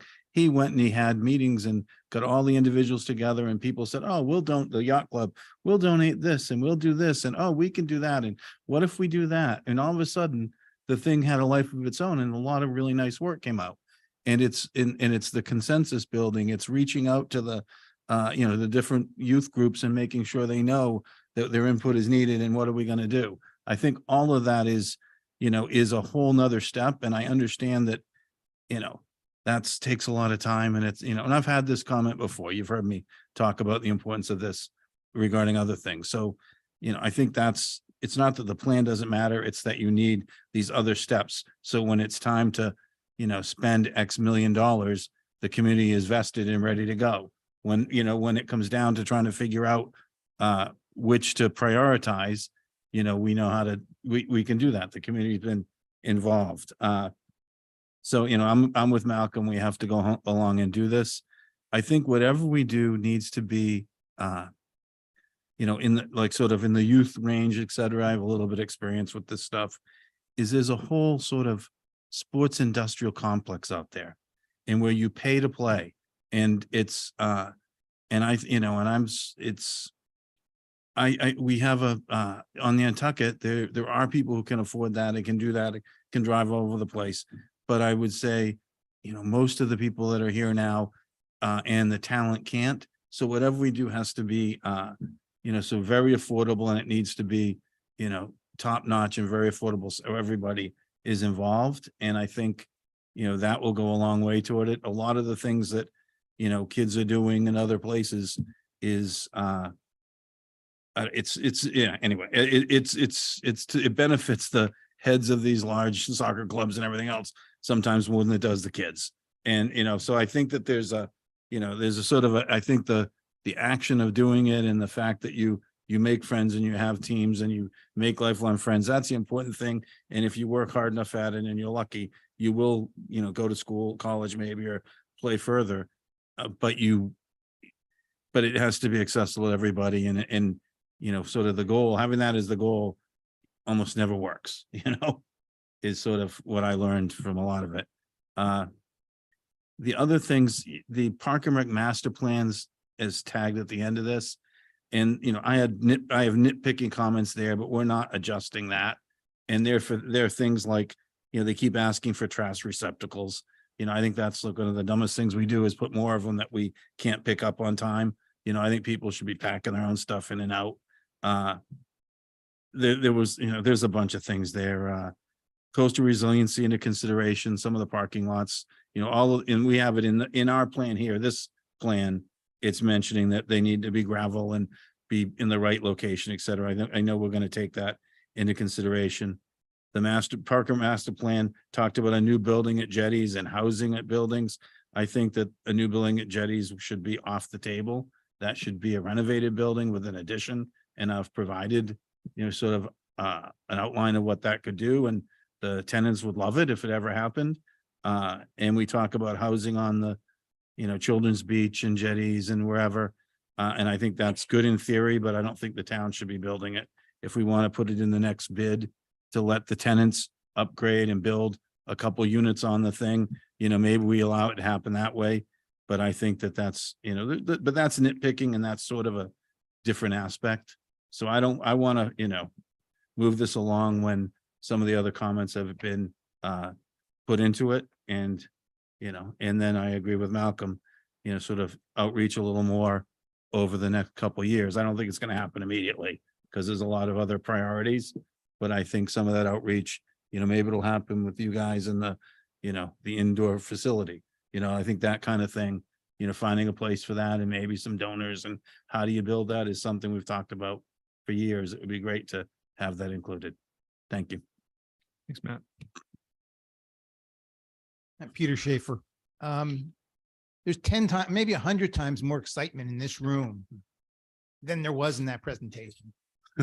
That was the most boring presentation by a so-called or an expert consultant. It was terrible. And if I was still in business and somebody made that presentation to me, they wouldn't be hired. Number one. Number two is I think we have to, once again, reconsider where we stand in terms of land becoming conservation land. So we have space to build things in the future. This island has a big problem with housing, yet we still keep seeing the Conservation Commission or all the different conservation groups buying more land and taking it off the market. We can't do that on and solve our problems. That's it. Thank you, Peter. Could we go back to online? There are two hands up. Hillary. Yeah. Hi, thank you, everybody. Yeah, I just wanted to add in, it was so inspiring hearing the people in the room talk about what they were passionate about and what open space and recreation means to them. And I just think, don't we all deserve to be able to get together in a room with a professional moderator and talk about our vision for something that is so important and so healthy, which is recreation and nature. And, people did not get to do that. And it also means that the priorities are not going to be informed by what people really want. I do hope that there's follow-up to find out if the survey was even offered in Spanish, because all the survey results were published in the plan and there wasn't any Spanish. So I just wanted to point out again, because I do have a copy of the letter to Weston and Sampson from the Commonwealth. And, you know, we have until we can go ahead and apply for grants, and they're not going to punish us for getting the plan right. I think we're more likely to be punished for sending in a plan which says there was a robust, equal process and there were outreach sessions and people attended when that didn't happen. So I would really like to see the meetings happen. I think it's going to be terrific to have that happen. And I think we have time and we're not going to be punished if we do it. The punishment is to do it wrong. Thank you. Thank you, Hillary. We go to Deanne.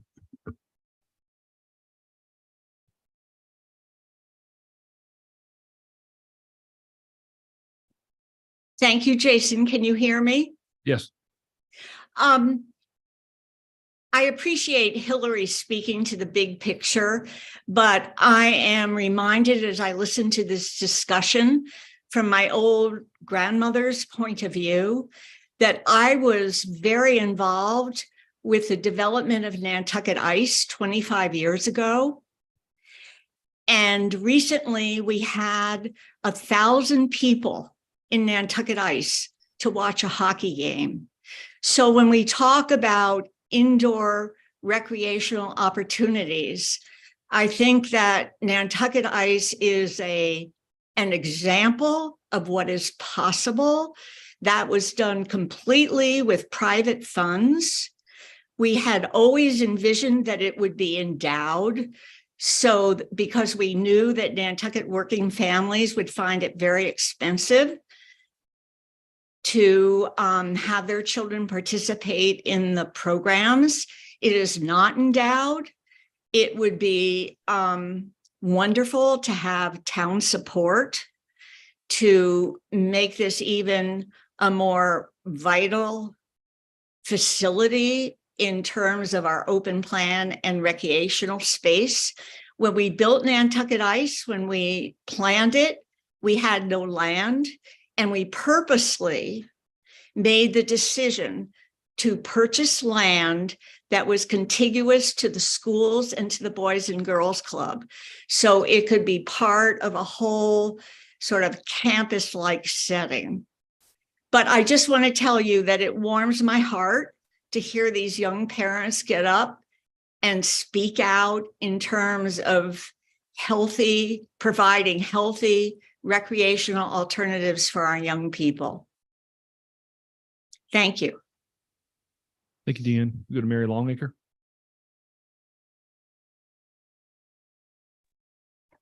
Thank you, Jason. Mary Longacre speaking as the chair of the Nantucket Planning and Economic Development Commission. I wanted to let the people who've spoken tonight know that I am listening. I did hear you. I really appreciate the input that you've provided tonight. I'm not in a position to react to that, but I did want you to know that you have been heard.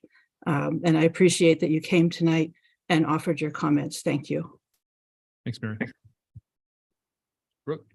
So I'm looking through the objectives and there's literally, I don't think anything in here about indoor recreation spaces. And I think that hearing what we're hearing tonight and the conversations I'm hearing in the community, I would not be ready to approve this plan without some inclusion of that perspective. I know we need to move it forward and I know funding rests on it, but that is a growing concern in the community. And I think it speaks to what we did with the additional funding for programming for kids. And I may be repeating myself, but there's literally nothing in here about that. And I would not vote for this at this point without making sure that that's added in some way. Thank you. Andrew? Thank you, Mr. Chairman. While I would love you all to vote on this plan tonight, there is no problem with continuing this and providing additional comments, that people have stated. So there's There's not a problem with that. It's, I guess, I'm going to withhold some of my comments until I can think about it a little bit more. So if you wish to continue this and take more time, that's absolutely fine. The plan has been posted for comments for some time now. And, unfortunately, in any of the public processes, the final action brings people, that might not have participated up to date to the table. So I think it's fine to continue this. We are, as I think I said in the beginning, we're continuing to get any final comments together to get that ready before it's submitted to the state. Thank you, Andrew. That was going to be my question is, can we wait 2 more months, 3 more months? Is that detrimental to grants? And it sounds like we could wait a little bit and do a little more outreach. I think it's on everybody's radar now. Andrew's right. This does happen a lot. We work on something for years at the last minute. It's just the way it is, right? It gets into the paper or somehow. And I think it's great that we can hold off a little bit and get more input. I'll give you a story if you want one. Quick one. Not really. No, I was just kidding. Go ahead. No, quick one. The Delta fields were, I was one of the people that worked on the Delta fields because we were getting, we were soccer players, lacrosse players, used to get kicked off the school fields continually. And so, that was all that money was fundraised. There was tons of donations that built those 4 baseball fields.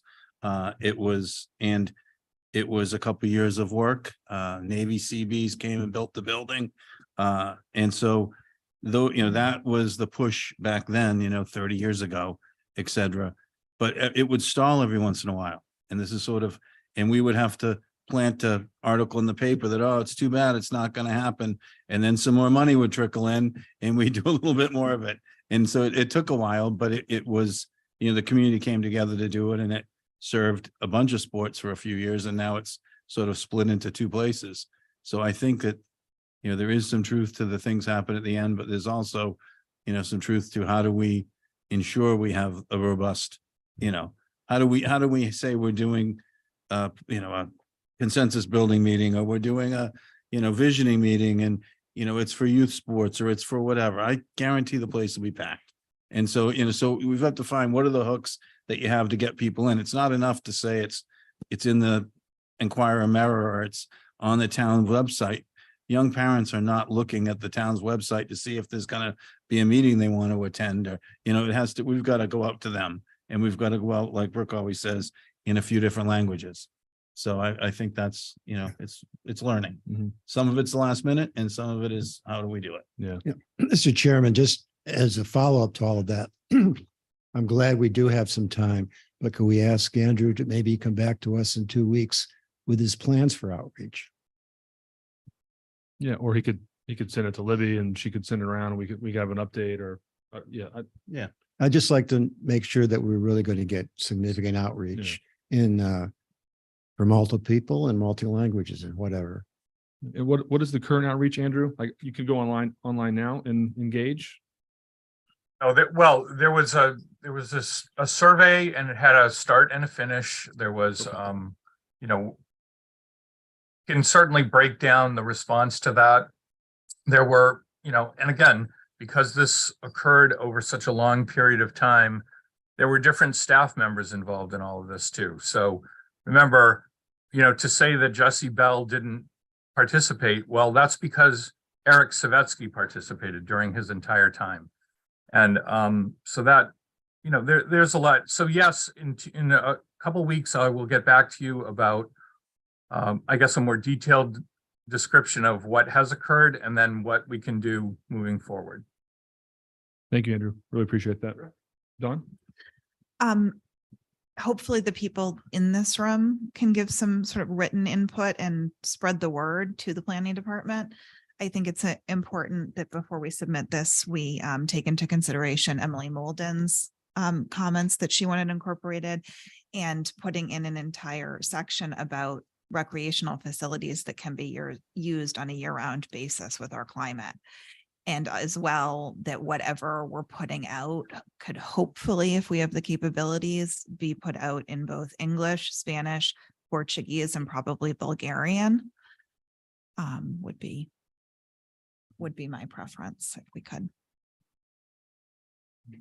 Thank you, Dawn. So the public hearing is still open. Are there any last comments? Mr. Tucker? Yeah, I just wanted to, I guess I just want to say how grateful I am for this entire discussion. I mean, this has really been one of the most thoughtful discussions that I've witnessed, and I try to attend many of these meetings. I really appreciate Malcolm's, Peter's, Kevin's, Emily's, Jill, everyone's remarks. And I certainly appreciate all of the work that Andrew and the team have put into this. I think the sentiment that Matt was trying to refer to before was expressed by Dwight D. Eisenhower. Plans are useless. Planning is everything. Right. Thank you all. Thanks, Tucker. And I really like that Deanne brought up the Nantucket Ice. Could you imagine if we didn't have that facility, the community didn't get together to make that project happen? Jill? I just want to say, I thought tonight was great because I've never seen everybody agree so much in my life. So thank you. It was really heartwarming. And Andrew, I've got a list of I've been talking to a lot of stakeholders on the island about this, and I'm happy to share that with the Plus office at any time. And I think we can easily come up with that data that you're looking for. We already know a lot of it. Thank you. This whole night's been filled with gratitude and good conversation and problem solving. It's a good night. Erica's going to add some more. No, I'm just going to ask how you're going to proceed, because obviously this is a public hearing. So if you vote to continue it, you have to continue it to a date certain. If we close it, we could advertise it again. I just trying to figure out how we're going to move this forward. Either way is fine. What do we want to do? Do you want to start by continuing it to like May 3rd? And just see, then we could maybe talk about what the plans are for getting the additional input that we need. Does that? It's up to you all. I mean, I know the 26th is really full and we don't have a meeting next week. Mhm. So that's 2 meetings out. I don't have this. We can always extend it again. Yeah. The 3rd or the one after. I can't remember if the 3rd filled up this morning. Or is that when we're doing the big NRTA meeting? Yeah. Yeah. So maybe the. Right now on the 3rd, we've got a PFAS update, a long-term solid waste update, the NRTA meeting. And potentially a short-term rental work group facilitator update. That's medium size, medium Yeah. to heavy size. Why But don't it we could, just continue it to May 10th? okay, let's do May 10th. I'll make that motion. Second. Oh, we have to. Oh, yeah. Okay. Yeah. Okay. All those in favor? Aye. Aye. Aye. Matt, you too? Yeah. Aye. I'd Okay, second that it. passed. Leaving it open. Yeah, I know. I started, I had to think we had to close the public hearing. Okay, thank you all. May 10th, this will be back on the this agenda.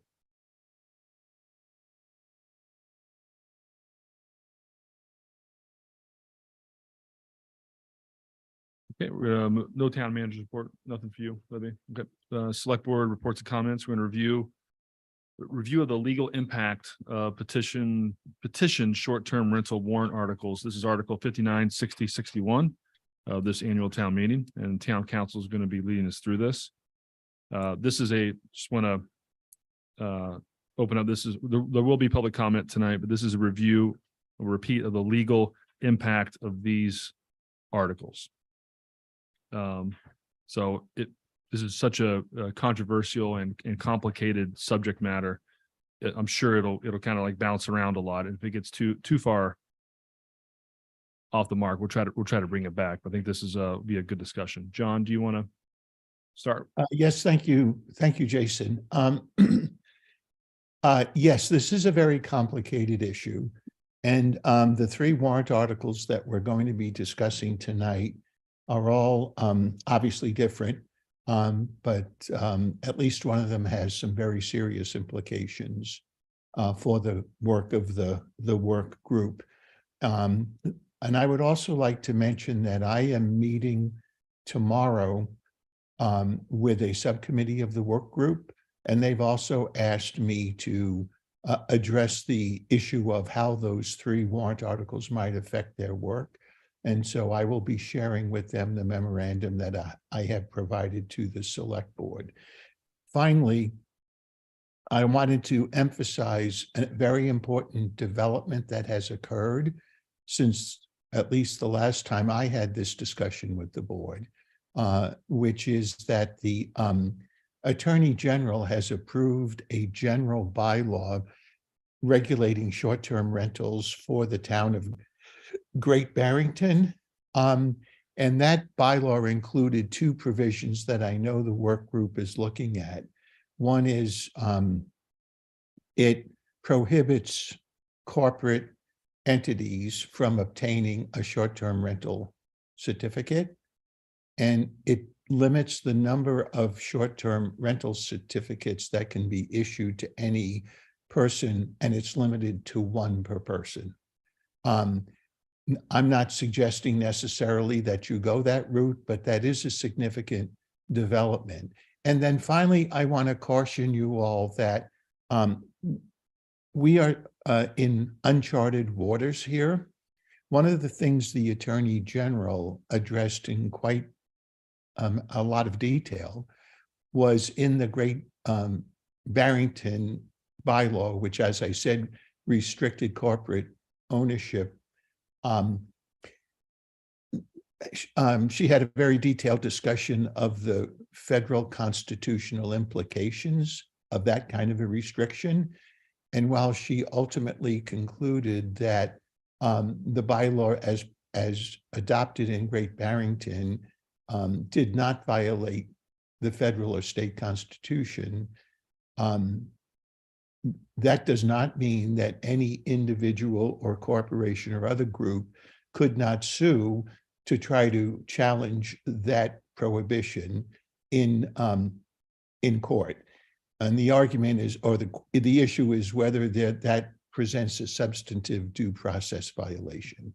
So with that backdrop, I just wanted to review, and I'll try to do this as quickly as possible, sort of the background issues associated with the regulation of short-term rentals.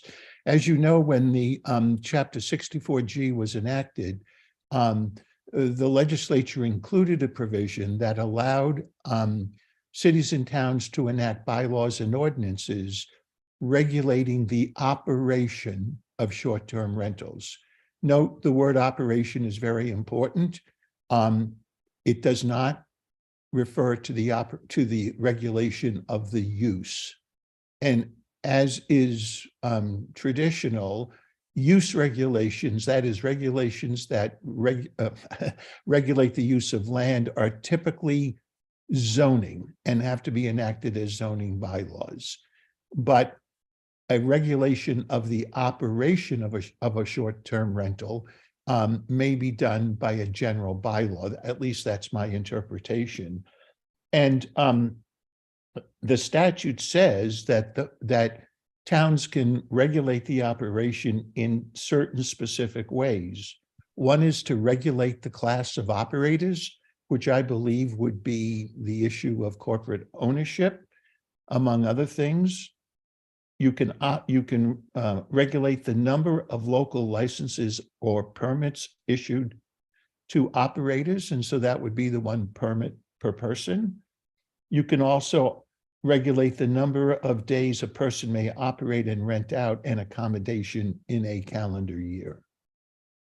So with that backdrop in mind, I think one of the questions that needs to be addressed by the work group is whether the town wants to regulate short-term rentals by either zoning or a general bylaw. And my recommendation has been and continues to be that with respect to these operational issues that I just mentioned, the town should seriously consider regulating by a general bylaw. And that's for 2 primary reasons. One, a general bylaw requires a majority vote at town meeting. And so the ability of the town to reach a consensus would be enhanced if it were a general bylaw as opposed to a zoning bylaw, which, as we know, requires a 2/3 vote.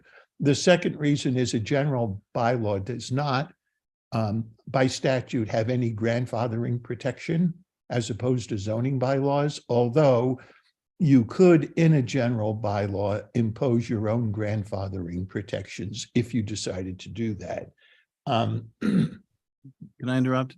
Yes, John, while sir. you're on the grandfathering, can you explain to the public how the grandfathering will work? Yes. Just in general.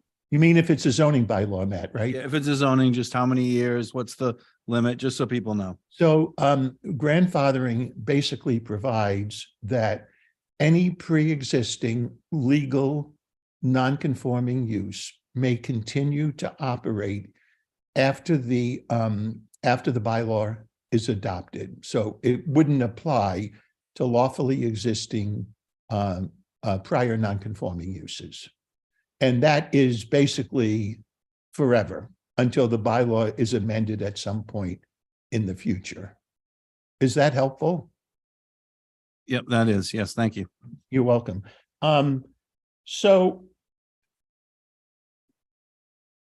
as you know, at last year's annual town meeting, the town enacted a general bylaw that essentially set up a registration program.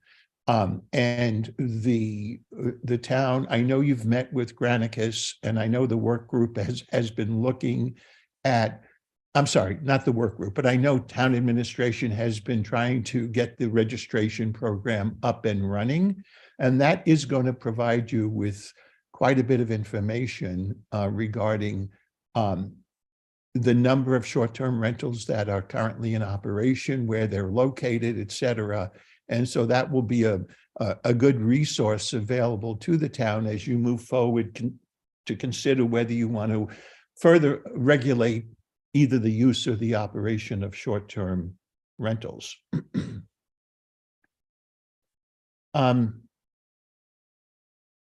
So the thing to keep in mind in terms of how you proceed with regulations, if your bylaw, and this is a very important point, if your zoning bylaw includes a comprehensive regulation of the use of short-term rentals, it doesn't now because you don't have any zoning regulations as to short-term rentals.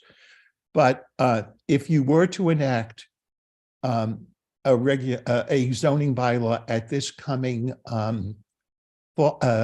annual town meeting, and I'm going to call out in particular Article 60, then it could potentially limit the ability of the town to enact a general bylaw at some point in the future. And that's based upon a whole line of cases that the courts have determined. The most recent one is actually involving the town of Bourne and the regulation of retail marijuana establishments by a general bylaw. And there's a very good discussion in that decision, which gives us some guidance about about proceeding with a zoning bylaw before you're ready. And that's how I'm going to phrase it. So I think, in my opinion, that there is a legal risk that prematurely adopting what would be a traditional classic use regulation through a zoning bylaw could potentially preclude the ability of the town to regulate the operation of short-term rentals through a general bylaw. Now, this is all uncharted territory. We don't have any court's decisions interpreting that legal principle in the context of short-term rental regulation. But in my view, it is better to come up with a comprehensive scheme for regulating short-term rentals through a general bylaw than to prematurely enact a zoning bylaw, which could in fact limit your options in the future. Yes. Yeah, Matt. Just a question, John. Like, so Article 60 is a zoning article. If it's enacted, then anyone that is currently a legal non-conforming that's doing it is allowed to do it forever, correct? If the use was legal. Right. And so how is that going to be defined? Is that going to be sorted out in a court case? There And are- we've got- Or yes. is that, I know we're There are arguing one side that it is legal. I know the town is taking that position.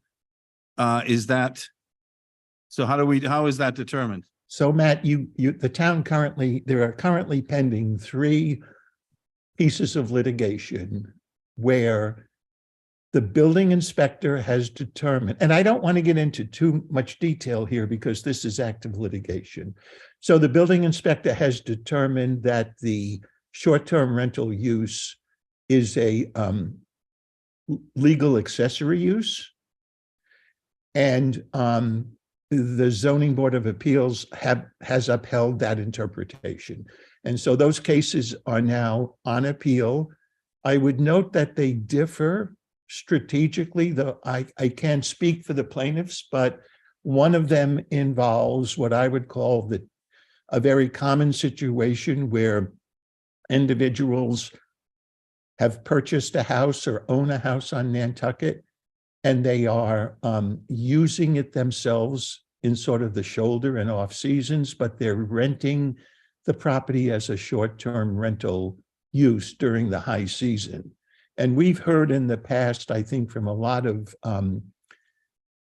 homeowners that is done in order to be able to afford a mortgage, for example. There is also a case that challenges a corporately owned short-term rental. The argument in these cases is that a short-term rental is a commercial use and so not allowed in residential zoning districts. Depending upon the outcome of those cases, it may or may not affect grandfathering protection. That's about as much as I want to say about that, Matt, in public. Yeah, just to follow up. No, I think that's fine, John. I just think it's important that people realize that the town views it as legal today, and resulting the case will sort of determine that in some respects. But that if it is legal and it isn't thrown out, that they will be able, if 60 passes, if we know what's going to happen if 60 goes down. But if it passes, the people who are doing it now will likely be grandfathered. I think that's an important point for people to understand, because there's a lot of information out there that is sort of acting otherwise, and is claiming otherwise. I think it's important for people to know grandfathering is fairly substantial. Well, Matt, the only issue I would take with your statement is that they would likely be grandfathered. Last year when the planning board article was under consideration and I met with the select board and I met with the planning board, I had indicated that I thought from a legal perspective, it was important for the town to protect residents from legal jeopardy, meaning having to defend these lawsuits, because although I admire my fellow attorneys, litigation can be extremely expensive, especially for private individuals. And that whatever you do, whether you pass those articles last year or not, whatever the work group comes up for a fall town meeting, it is, in my opinion, in the town's interest to settle these legal issues once and for all through a tightly worded, legally defensive bylaw, whether it be zoning or general. But this is not something, with all due respect, that the town should leave to citizens to draft. Just anecdotally, I was at the Provincetown town meeting this year. There were 3 citizen general bylaw articles regulating short-term rentals, and there were issues with the way they were drafted, the penalty provisions, the effective dates. They were internally inconsistent, And ultimately, someone got up and made a motion to indefinitely postpone all three articles. And that motion to indefinitely postpone passed. And in my opinion, that was a good result in Provincetown. And in Nantucket, I would apply the same principles that you want to make sure whatever you enact at town meeting is well considered, carefully drafted, and avoids as much as possible the potential for future litigation. So with that background in mind, I would like to move to a specific analysis of all three articles.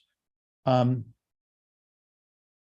can we do one at a time just to make it simple on the public and on us? Yeah, Sure. John, And- would you want to time and take questions on each one? Do you want to stay on 60? No, what I would suggest is that, Erica, could you put up Article 59? It's in the packet.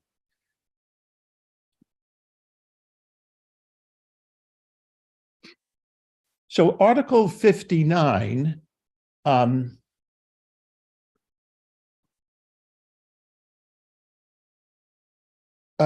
sorry. Yeah, thank you very much. If we could just scroll up a little bit. So this article attempts to change the definition of principal use in the zoning bylaw. There's no reference actually in this amendment to short-term rentals, and it's not entirely clear to me what the petitioner is intending, but my guess is that by taking out the words expressly permitted or without need of one, the intention is to sort of address a longstanding principle contained in zoning bylaws that if a use is not expressly permitted, then it is prohibited. And it seems to me that when you look at other provisions of your zoning bylaw, in particular 139-6, one can argue, and certainly plaintiffs can argue, that because short-term rentals are not a permitted use expressly, that they are prohibited. And so I believe the purpose here is to eliminate, if you will, or overcome that bylaw interpretation. Now, we've looked at Article 59, and we do not think that enacting this as a zoning bylaw will preclude the town in the future from enacting short-term rental regulations by general bylaw, because we don't see this as expressly regulating in a traditional zoning fashion short-term rental use. It's not even mentioned in this article. So I would be happy to take any questions if any board members have a question about Article 59. Yeah, I have one, John. So would this apply, you're sort of inferring it may apply to short-term rentals, but maybe not. But it could apply to any other use that isn't expressly permitted?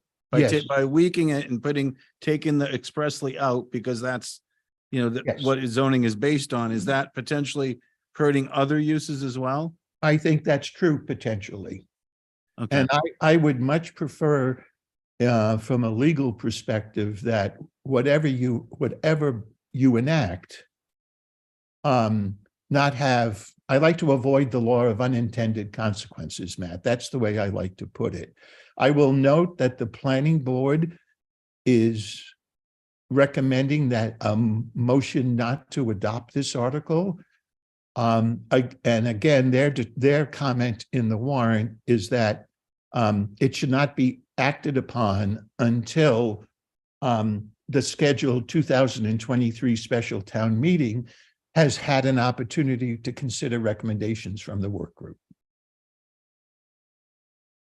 Which, my only other comment, which sort of leads me to believe that this is targeting short-term rentals potentially if they're waiting to the special town meeting. So I think if I had to do it again, I would write something a little stronger, our comment a little stronger, because it may impact other short-term rental, or it should, other things than other than short-term rentals. Other than short-term rentals. Yeah, so I just think it's, and this is part of why I think it's important that we have these discussions, so that we all understand what we're voting on and what the potential impacts are. So thank you. Erica, could we now go to Article 61, please? I want to dispose of 59 and 61. So first, and then we'll get back to 60. So Article 61 would change the definition of commercial. Remember, I indicated earlier that the plaintiffs are generally arguing that a short-term rental use is a commercial use and is therefore not allowed in any residential zone in Nantucket. So what this article does, it adds a qualifier to the definition that basically, I think the intent here is to say that the rental of dwelling units or parts thereof will not be considered commercial uses if this zoning bylaw amendment is passed. And while I hate to speak for petitioners because I haven't spoken to any of them, and by the way, I would also point out that when I had my town council office hours, none of these petitioners came to see me, which is fine, but I did not have an opportunity to weigh in on any of these before they were submitted. I think the intent of this article is to render moot the arguments that the plaintiffs are making that these are commercial uses and accordingly not permitted in residential zones. So if this were to pass and it be approved by the Attorney General, and I frankly don't see any reason why the Attorney General would not approve this bylaw, I think it would probably render those the current litigation moot, to the extent that they argue that these are commercial uses. Are there any questions? Jason? Yeah. So does that mean that this would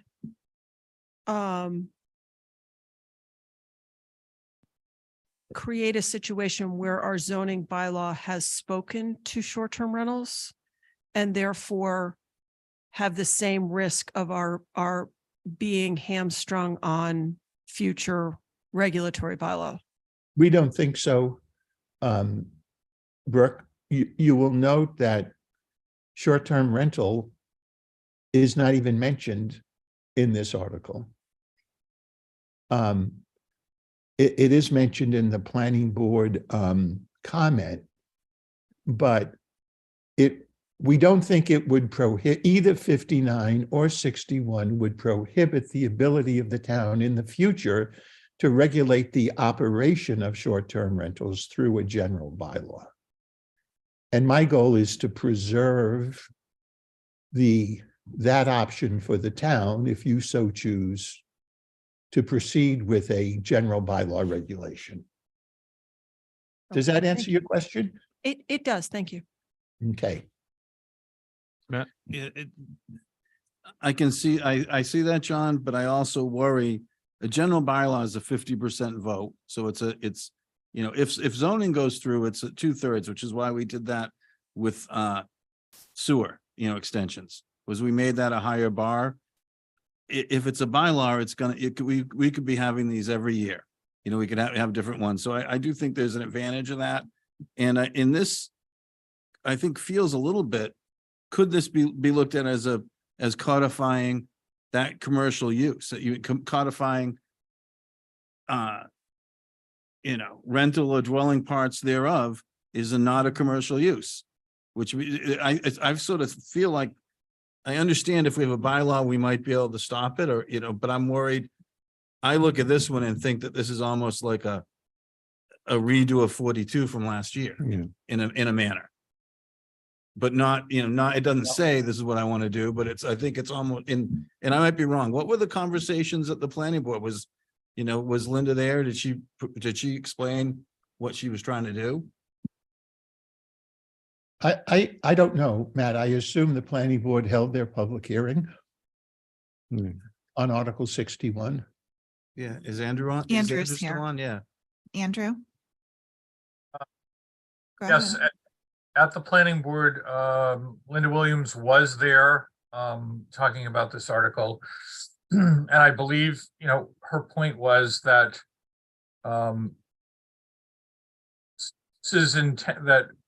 this was intended to expand on the, exclusion for private residential uses, which includes the rental of dwelling units or parts thereof.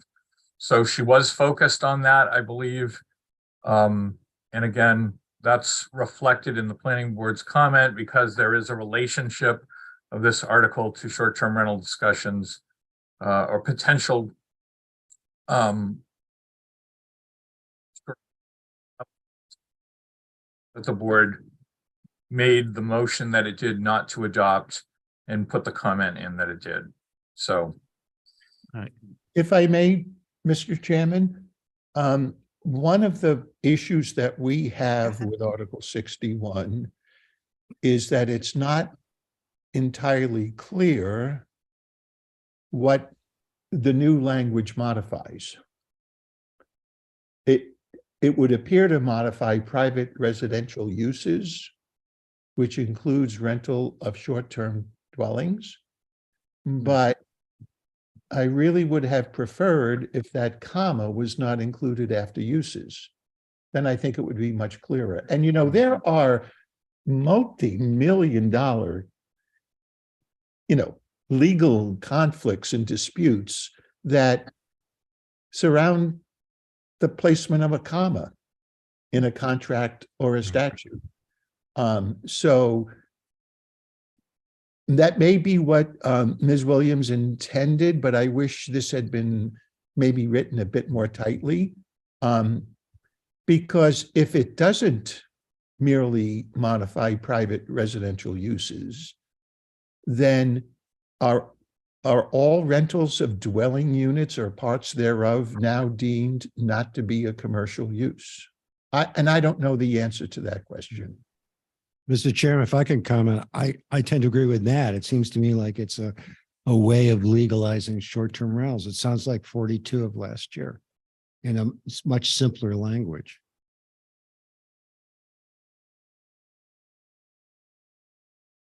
Well, I would agree with you, Malcolm. I do think that that's the intent here, but it's always dangerous to assume what the intent of a petitioner is.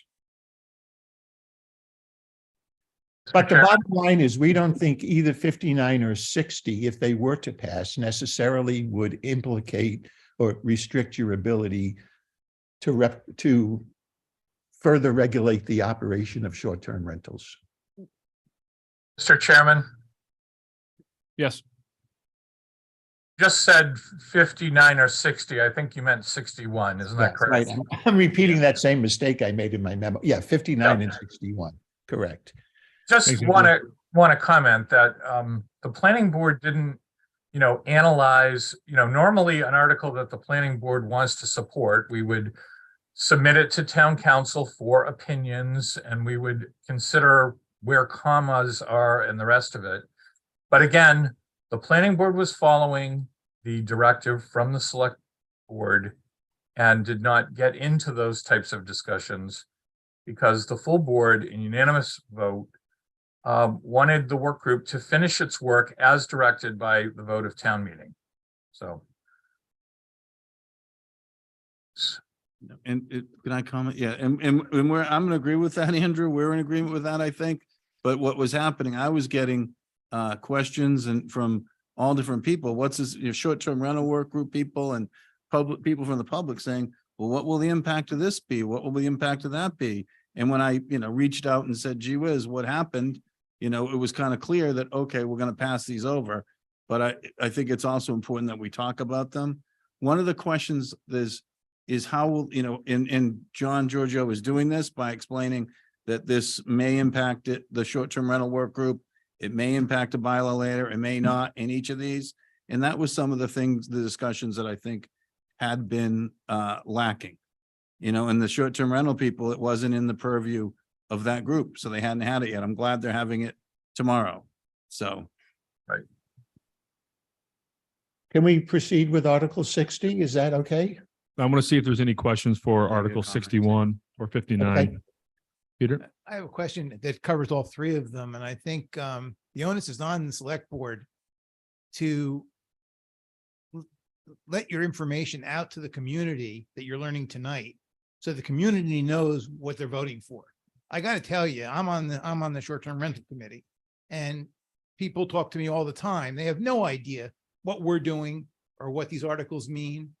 And, you know, we ask them politely not to vote until they wait for the short-term rental group in the fall town meeting. But, you know, there's a hell of a lot of money being spent by both sides, you know, advertising to vote for 60 or whatever numbers they want to vote for. And I don't know how else you get it out there to people so they understand it, unless a note goes out, a letter goes out from the select board to every voter in this community, explaining the situation and saying, please wait until the working group has their answers or has their suggestions, put it that way. That's all I ask. Thank you, Peter. I think we're probably going to discuss that tonight. And I just a quick follow-up to Peter. I think it might not be a letter. It might be that us and the planning board and the short-term rental work group, if it's an agreement, it might be that we have a comment before the articles and say something at town meeting. You know, I just think that's, but that might be enough to allow the work group to finish its work. So we could do a press release as well, either just Yeah, from there you us or in conjunction with planning board. we're not that savvy, but yeah. Well, I think we were going to, I think that's going to come up at some point All right. tonight. Can we go online for Kathy Baird? We're not talking about 60 yet, just 59 and 61. I understand. Thank you, Mr. Chair. Yes, the question is about 61, just a clarification on that. I think that, so the short-term rental work group is not permitted to talk about any of these articles. So it would be really helpful if that was some sort of direction that could be given to the group, that we could discuss them. As I know, as part of all the things we're discussing, because they're all policy levers that we have to work with or understand. We need to understand what they are, and that's why I'm listening. So on Article 61, I guess I thought, and tell me if I'm wrong, this, Mr. Giorgio, is that Article 61 was submitted as a zoning, it's not a bylaw, but it's just a redefinition of a zoning term. So does that mean it's a zoning bylaw? Yes. Okay, so it needs a 2/3 majority. Yes. To do that. Okay, that was my question. Thank you. Would a penny die? For some reason, Erica, whoever has their hand up, I can see, but I can't see anybody else on my attendees. Thank you. Can you hear me? Yeah, go ahead, Penny. Thank you. Through you, Mr. Chair, to Mr. Giorgio. My understanding is that the rental of one's private home is a property right that exists until that right is taken away or modified in some way. The rental of people's homes now are on a short-term rental basis are being taxed by the state of Massachusetts. Can they possibly be taxing a use that's not legal? Well, that is, Penelope, that is a really fantastic question. Thank you. And I was asked that question yesterday. And my answer is that the taxing statute, which is Chapter 64G, requires short-term rental properties to pay the the room's excise tax. That's a whole separate statutory scheme. And as far as I'm concerned, it's the law of the land, at least in Massachusetts. What is permitted under zoning or a general bylaw locally has nothing to do with the taxing authority contained in 64G. Thank you. So, May I?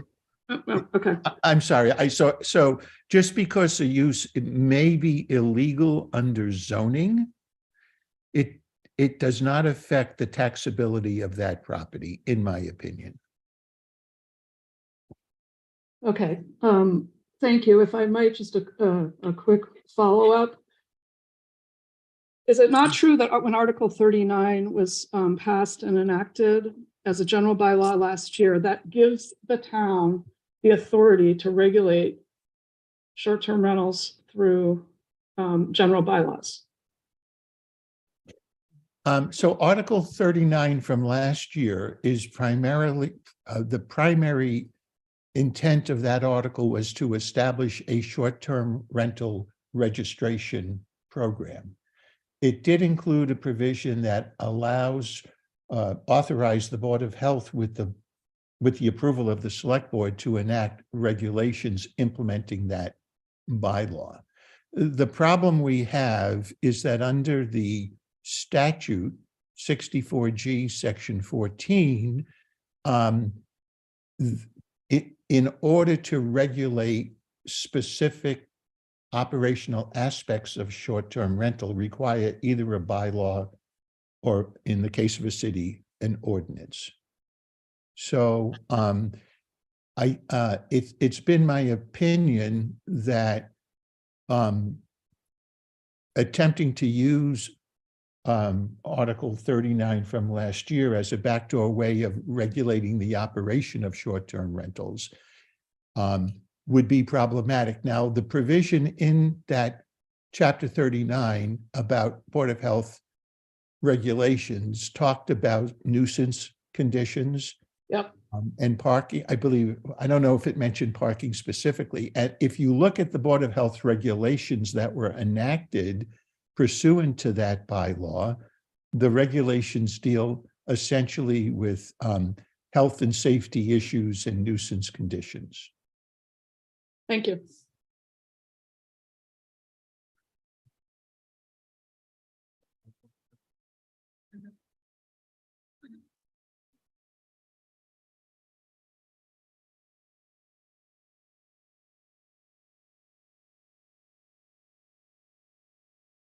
Is it my turn, Mr. Chairman?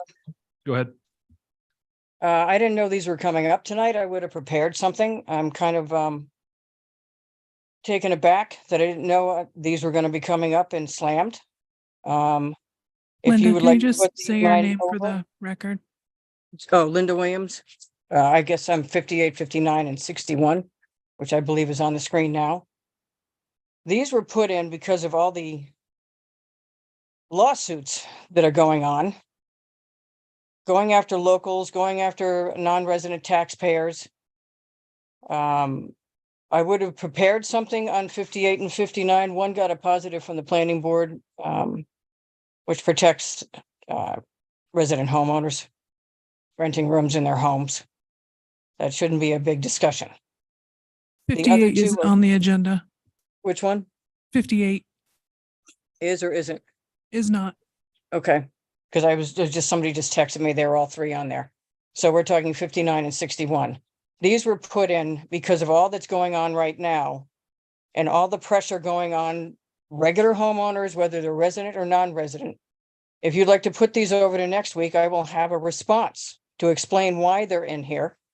I plan on introducing a modification to one of them at least, to put a sunset date on it of September 1st, to give Attorney General time to approve things that may be coming up from the work group. September 1st of 2025, to give them time to get through the special town meeting if they have to go to the next town meeting in May. And then Attorney General signing whatever zoning articles come out of this work group. But it will stop the insanity of people targeting people who rent their homes, like my family. Not me personally, but my longtime family, and closer to town. My uncle is not going to live here 6 months of the year. He lives in New Jersey. He's 85 years old. He rents it so the rest of the family can come up and pay the taxes and pay the insurance and pay the mortgage on the house.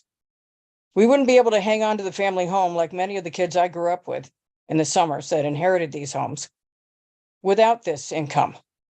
So I can't even go to Article 60. I don't want to go there because I'll slam it elsewhere. But I'd like a chance to explain why I put in 59 and 61 at next week's meeting, or certainly before you go to town meeting, because I was unprepared for this until people started texting me that these articles were getting smashed. Is that possible to bring them up again next week, or not meeting next week because of school vacation, meeting the week after that? I'll come back with a response to this, but I'm not prepared right now to go into everything that reason why I put them in. Except the long and the short of it is to stop the insanity that's going on right now by Act Now members. Linda, I don't think we'll have it on in 2 weeks. We have a really packed agenda. And so we were just doing the review of the legal impact of these 3 articles if they were to pass. And that's what we're reviewing. So have you discussed Article 60 already? No, that's next. We did 59. We just did 61. Now we're moving to 60. Well, that's the long and the short of it then as to why I put them in. It's to stop this craziness until the work group has a chance to do something. They should be allowed to talk about all of these articles because that's within their scope. But for some reason, they've been told by the off-island person they can't. So we're left out here on our own without being able to have a productive dialogue with the work group as to why we put these in and what the meanings are, because this is a very simple way as opposed to the article last year, which was, I believe, was 40, that got all gobbledygooked out and put a lot of the stuff that's already in the state law on these rentals. So we took all that out.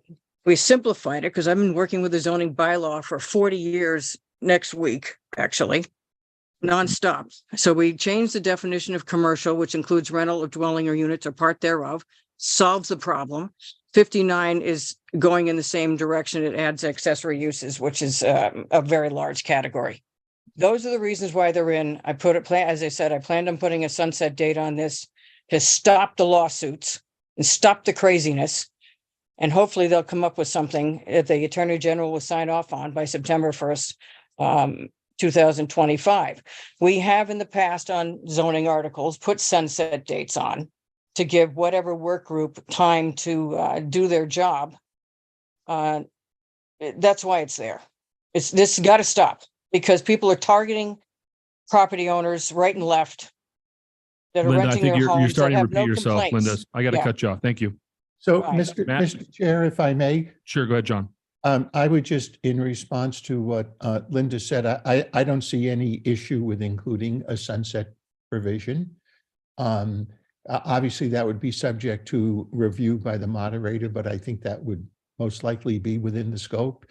And also, if it, as Linda has explained, the purpose at least of Article 61 to stop the lawsuits, I think I have already said, I don't know if Linda was on the line at that point. I do think that it would likely have that effect by mooting those lawsuits because they involve an allegation that short-term rentals are commercial uses and therefore not permitted in residential zones. Matt, do you have a comment? Yeah, just, and Linda, John was saying that that's also the reason we're having the discussion is because the short-term rental work group hasn't been able to, and because, I don't know that we've got to the in-depth enough, and we're not taking a position. We're asking, what's the impact if this passes? What if, if this passes, is it grandfathered? If this passes, what will this do to other uses? Are there unintended consequences of this? And I'd hope to talk about 58 as well, Linda, because I think there may be unintended consequences on that, where I think we're thinking one thing and maybe it'll do something else. I think we need to understand it and to make a good decision. And I think that's the intent tonight, was to have that conversation. You're exactly right, Matt. It was if they do pass, what does it mean to have better understanding? Our position, we've already voted on unanimously, is to these not to pass. We do not want them to pass. We want to wait until the fall. That's our position, but we want to understand, which I think this is a good conversation. And Mr. Chair, in the matter of full disclosure, my meeting tomorrow afternoon with the subcommittee of the work group, they have specifically asked me about the same question that you have asked me. What are the legal implications of the passage of any of these articles? I think the issue was it was not within the scope of the Granicus contract to conduct that analysis, but Attorney Barrett and I will be meeting with that work group tomorrow, the subcommittee of the work group tomorrow afternoon to have this same discussion. Yeah, I think, John, I think that's very, very helpful. And I would suggest you include 58 in that discussion tomorrow when you have it. Erica, can we go to Julia Lindlear and then hopefully we can go to 61 or 60. Thank you. Thank you, Malcolm.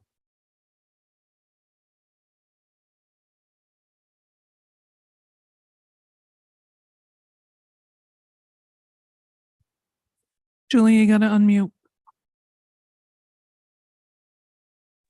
I'm sorry, Erica. Thanks for that. Thank you, Mr. Chair. On Article 61, I'm glad that you're having this discussion, and I think there's been a lot of discussion about 60 back and forth, but not about some of these other articles. So glad that you're having it. Article 61 seems pretty clear to be allowing all rentals, and I think you already sort of mentioned that would include long-term rentals and short-term rentals, all sorts of rentals that are of dwelling and dwelling units. And of course, long-term rentals are definitely a residential use. But as Town Council has pointed out, short-term rentals are not so clearly a residential use. And I think Styler makes it clear and calls into question whether they're commercial use. And of course, ACNOW's position is that they are commercial use. I appreciate Malcolm and Matt reminding anyone watching that Article 61 is not simply a way for the lawsuits to go away. It's also sort of a redo of Article 42. You're just codifying STRs in residential neighborhoods, unrestricted, unlimited, and you can come back and put general bylaws, but at the end of the day, you can't take the right away that you've established. And if there's a sunset, then I'm not sure how that fixes anything, the existing problem that we have of these sort of, full-time STRs that continue to pop up in residential areas. But I appreciate the intent of the article, but I think this is a very dangerous article, and I'm glad that you're talking about it. So thank you. Thank you, Julia. Peter, and then we have to move on to 61. I just want to say one thing. Julia is on the short-term rental committee, and she is the only member who, at the beginning of the organization of the committee, stated that she would not refrain from talking about articles. Yep, we understand that. Thank you. John, you ready to move on to 61? I know there's other hands up, but we have to Yes, move on. I am. So Article 60. 60, sorry. Article 60 is the only one of the three petitioned articles that directly implicates the regulation of short-term rentals. It would permit short-term rentals of owner-occupied properties in all residential districts, provided the owner occupies the property for more than 6 months in any calendar year. It also would permit short-term rentals as an accessory use, even if the property is not owner occupied, but it's subject to certain conditions. In our opinion, if Article 60 passes, it very well could have the legal effect of precluding the ability of the town in the future to regulate the operation of short-term rentals for the reasons I stated earlier, which is that this is much more of a traditional zoning regulation. And my concern is that if it passes, you could very well have a situation where a court might say, you already went down the zoning regulation path, and therefore you're precluded from adopting a general bylaw. Also, there is a counter argument to that, and again, but this is all very speculative. You probably, the effect of this would prohibit in a general bylaw regulating where short-term rentals could occur in town. But the other operational aspects of short-term rentals, a cap on the, the number of units, the length of time that you can rent your home, the corporate ownership issue, probably, and I say that not entirely confident, but I think you could make a good argument that even if 60 passes, it wouldn't preclude those other regulations. There are, however, a number of ambiguities in Article 60 that need to be taken into account. For example, if you notice, the petition doesn't specify where in the zoning bylaw this is going to go, but it does include a provision that basically says that if you see, if you see in the first paragraph, it only would apply to the particular section in chapter 139 where this would be placed. So the argument would be other provisions of the bylaw, which by the way define owner occupied, and in your current zoning bylaw, owner occupied is defined as 3 months. Yeah, a reference to occupancy for less than 3 months of the year. This says 6 months. So that, I think, creates an interpretation problem, notwithstanding this sort of protective language that's in Article 60. So of all the articles, this one is the most problematic. If you're, from a legal perspective, if you're trying to preserve the ability of the work group and ultimately town meeting to come up with a rational plan for regulating short-term rentals, this will be the most limiting one. The question, John, how will, sorry I had to butt in, but how will grandfathering work in regards to this? This is a zoning article, so I assume that anyone that is doing it now will still be allowed to do it, unlimited, and then anyone else coming in is going to be under these rules. Am I correct? Yes, as long as everyone doing it now is doing it legally under your zoning bylaw. Yeah, okay. I'm They just will checking. become legally protected, non-conforming uses. No. Which Yeah, I means wanna- which means they can continue. Right. There are some limitations where you may have to go back to the zoning board for what they call a Section 6 permit if you're going to expand, the non-conforming use. But I'm not sure that would even be applicable in this circumstance. John, I have a question. Yes, sir. Supposing in one of these lawsuits that are pending, the court says that in fact, accessory use does not include short-term rentals. And essentially then all of short-term rentals now become illegal. What happens? Supposing that passes before the town meeting, does that mean we have no short-term rentals this summer? Well, Malcolm, that is precisely the concern that I've had all along. And I'm not going to give you a public opinion on your question. What I will say is I would fully expect that the plaintiffs in those lawsuits would use that decision to pursue further enforcement action against short-term rentals, arguing that they are not, that they're not legal. And even if this bylaw were to pass, I would expect they would argue, I'm guessing they would argue, that none of these uses are legally non-conforming, and therefore everyone would be subject to Article 60.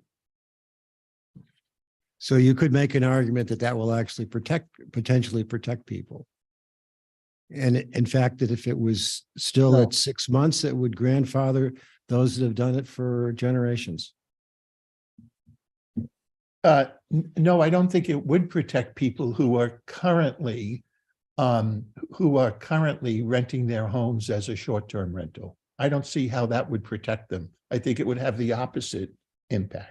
But it'd be They would be grandfathered. subject, they would not be grandfathered. Well, because- wouldn't they be grandfathered if this, you talked about zoning laws would essentially grandfather people that are already doing it in a legal manner? Yes, but if a court were to say that those are not legal uses now because they are a commercial use Right, so occurring therefore- in a commercial, in a residential zone, they're not legal. I got you. But if this were the pass and those court decisions went against the town, then this would be the only way we would have to regulate any short-term rentals until at least November. Yeah, the reality is, I'm sorry. No, go ahead. I know the reality is that there'd be some sort of appeal. People are already, they're gonna do what they're gonna Right. do. I You mean, know, yeah, if- that's. If I Sorry, may, John. if Yeah. I may, Matt, given the potential devastating impact of that kind of a ruling on basically the way of, I'm going to put it, the way of life that currently exists, whether you agree with that or not, our recommendation would be that we appeal that decision. And that appeal would take a very long time to resolve itself. But that would be up to the Board of Selectmen to decide whether you wanted to appeal that decision or not. The bottom line is I would prefer very much not to be in that position by, again, prematurely enacting a bylaw, a zoning bylaw in the nature of Article 60. So I'm gonna restate what you said to make sure that I understood it. That were one of these current cases to be decided, and the determination of that decision was that short-term rentals are not a legal use in residential zones. That the outcome of the impact of that decision would not be enforceable if we were to file an appeal. It would delay the application of that legal decision. Yeah. So an appeal would buy us time to get to November under that Yeah. circumstance. Yes, and Brooke, the only caution I would add to that is that really is a question that I would want George Pucci to weigh in on in terms of what strategies we would employ to delay the impact of that decision. Okay, thank you. And the other thing well, this is a zoning bylaw, so it takes effect upon the vote at town meeting, but it is subject to approval by the Attorney General after the fact.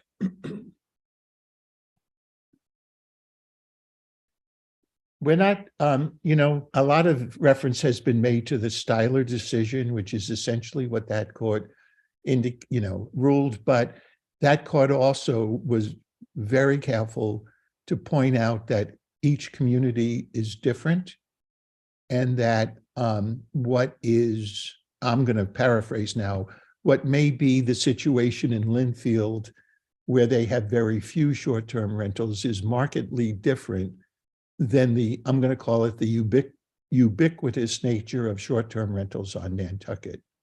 The other issue with Article 60, and I know that there's been a lot of scuttlebutt about this, but what would the impact of this article have on town finances in terms of the collection of the rooms tax? on a number of short-term rentals that may no longer be allowed to operate if Article 60 is adopted. I think it's good for us to go over some hypotheticals to be able to frame these, but I want to try to wrap this up soon. Yeah, I agree. So, because we really could do this No, for two more hours. Till breakfast. No, Yes. but I agree with that. My point though is if it's if there's grandfathering involved in this, if there's grandfathering involved with this, I don't see how, I don't think it would have the impact that we feel it's going to have. I'm not promoting it one way or the other. I think some of the discussions that the short-term rental group is having about location and caps of our neighborhoods or caps overall, I think a lot of that is all going to be a really tough sell. I think that's going to be very hard to get town meeting to buy in, because they'll say, well, I want that. How come, when am I going to get it? So some of those levers, I don't think are necessarily good levers. And part of the reason I brought this, if there's grandfathering, there's going to be more than one of the ads. And I agree with Peter Schaefer. There's like both sides have put some stuff out. One of the ads says we'll only have 114 rentals left.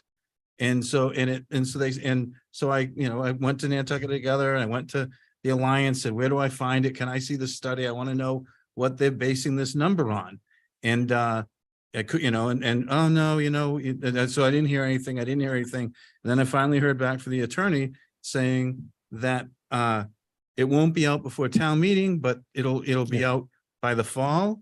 And I was thinking to myself, like, how do I stand up at town meeting? And if I don't, I'm looking at going, I think there's grandfathering. I think if we have 3,000 now, we're still going to have 3,000 at least, plus however many extra are added. So where do these numbers come from? So I think that there's, and I'm not saying it's not on both sides some, but I think there's some real miscommunication that's going on, and then when you ask for the backup, you don't even get it. So I think there's some real miscommunication out that is doing a real disservice to everybody. And I don't think there's anyone that says we don't want to have short-term rentals on Nantucket, but there's, I think, a lot of people who say we don't want it to be out of control.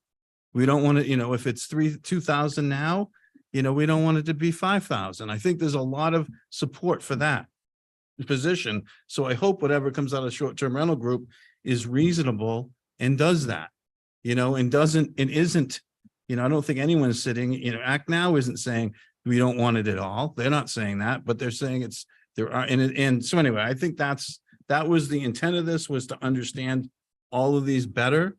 And I'm glad that they're looking at it, and I'm glad, we've had this discussion. So thank you for, indulging me.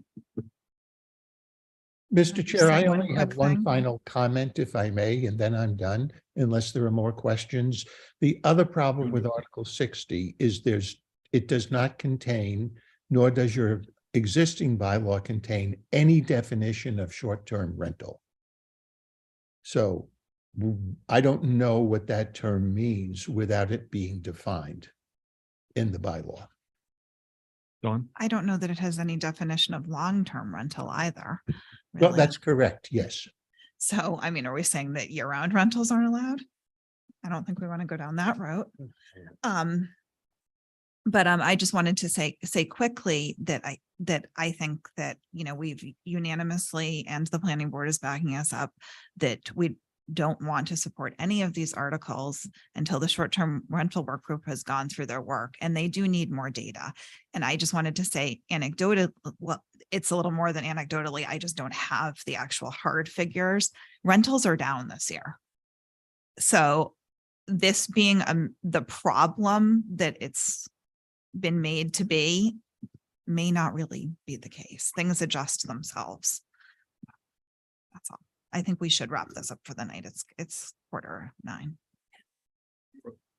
So this has been really interesting. And to me, it only reinforces the decision that we made, which was to say, don't pass any articles that have implications on short-term rentals, or may have implications on short-term rentals, until the short-term rental work group that we formed, that the community asked for at last town meeting, is allowed to do its work and present a set of bylaws, whether they be zoning or regulatory, that have been properly legally vetted by our town council, and that we then have some healthy communication around what their intent is, how they're going to work, what the input in the decision-making was, et cetera, et cetera. And so I do think, to Peter Schaefer's point, that there is a lot of rhetoric and there's a lot of furor around this. People are afraid, financially afraid of the impacts of whatever we end up doing as a community around short-term rentals.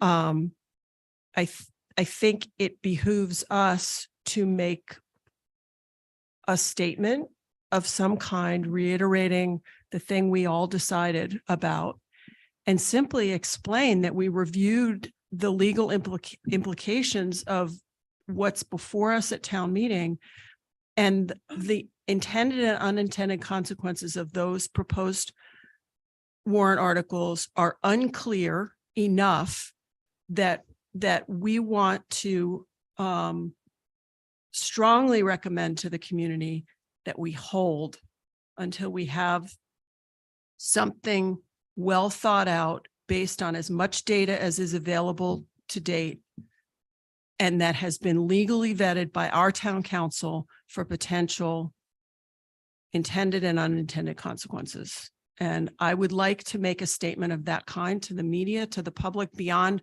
this, which I hope everybody's watching. But we heard from NCTV, there's a lot of views of our meetings, but I think we should do a more proactive outreach to the community on this. I think it's critical that nothing happen on this at Springtown meeting. Do you have any suggestions? Like a press release or something similar? Yeah, I think a press release, and I'll say it in select board comments every meeting between now and town meeting as well. So I think we just need to say it loud and clear that there are a lot of arguments being made, and they just haven't been vetted properly, the articles that are before us. And I think, to John's point, to leave it to citizens to try to craft articles around what is going to have serious consequences one way or the other, I think is a mistake. It should be town-sponsored warrant articles around short-term rentals. Yes, a press release of some kind. I don't know how it's going to be worded. I would have to, I'd have to really think about it and think what the wording is, because I thought we actually never voted on it. It was kind of a general consensus that we would not endorse any particular article. No, we voted on a 5-0 to say. I don't remember voting. Well, to wait. Yeah, it was 5-0. We didn't say specifically we weren't going to endorse anything. It was implied, but we said we want to wait until the fall. I mean, I don't have the wording. If anybody remembers the wording. We'll have to go back and look, Yeah. but I will encourage continuing education and continue debate and continue discussion. I certainly would. But I'm uncomfortable about telling people not to vote their conscience or to wait. Well, Dr. McNabb, I got to go back. Like, that's exactly what we voted on 5-0. Okay. Did we not? And our comments in the warrant Yeah. indicate that we support the planning board's motion, which says just that. In general, we want people to vote their conscience and vote town meeting, but because we have the short-term work group, because we put so much into it, because we were asked at town meeting last year to do this, that's why we're asking people to wait. I don't remember the date in the vote, but it was voted on unanimously. Can we Yep. wrap up for the night? Sure. Any last thoughts before we wrap this up?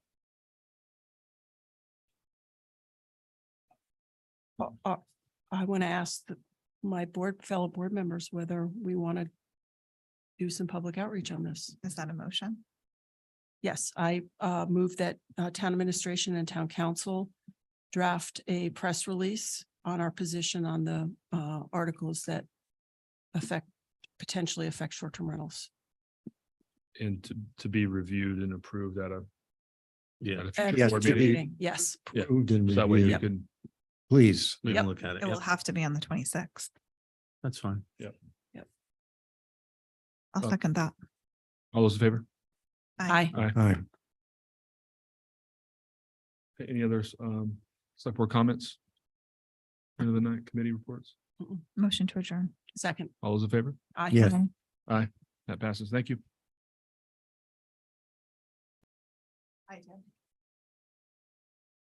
Oh, to adjourn? That was me. I was like, wait, you made the motion. seconded the last motion. The dogs are gonna kill me. Sheila's away. The dogs are gonna kill me.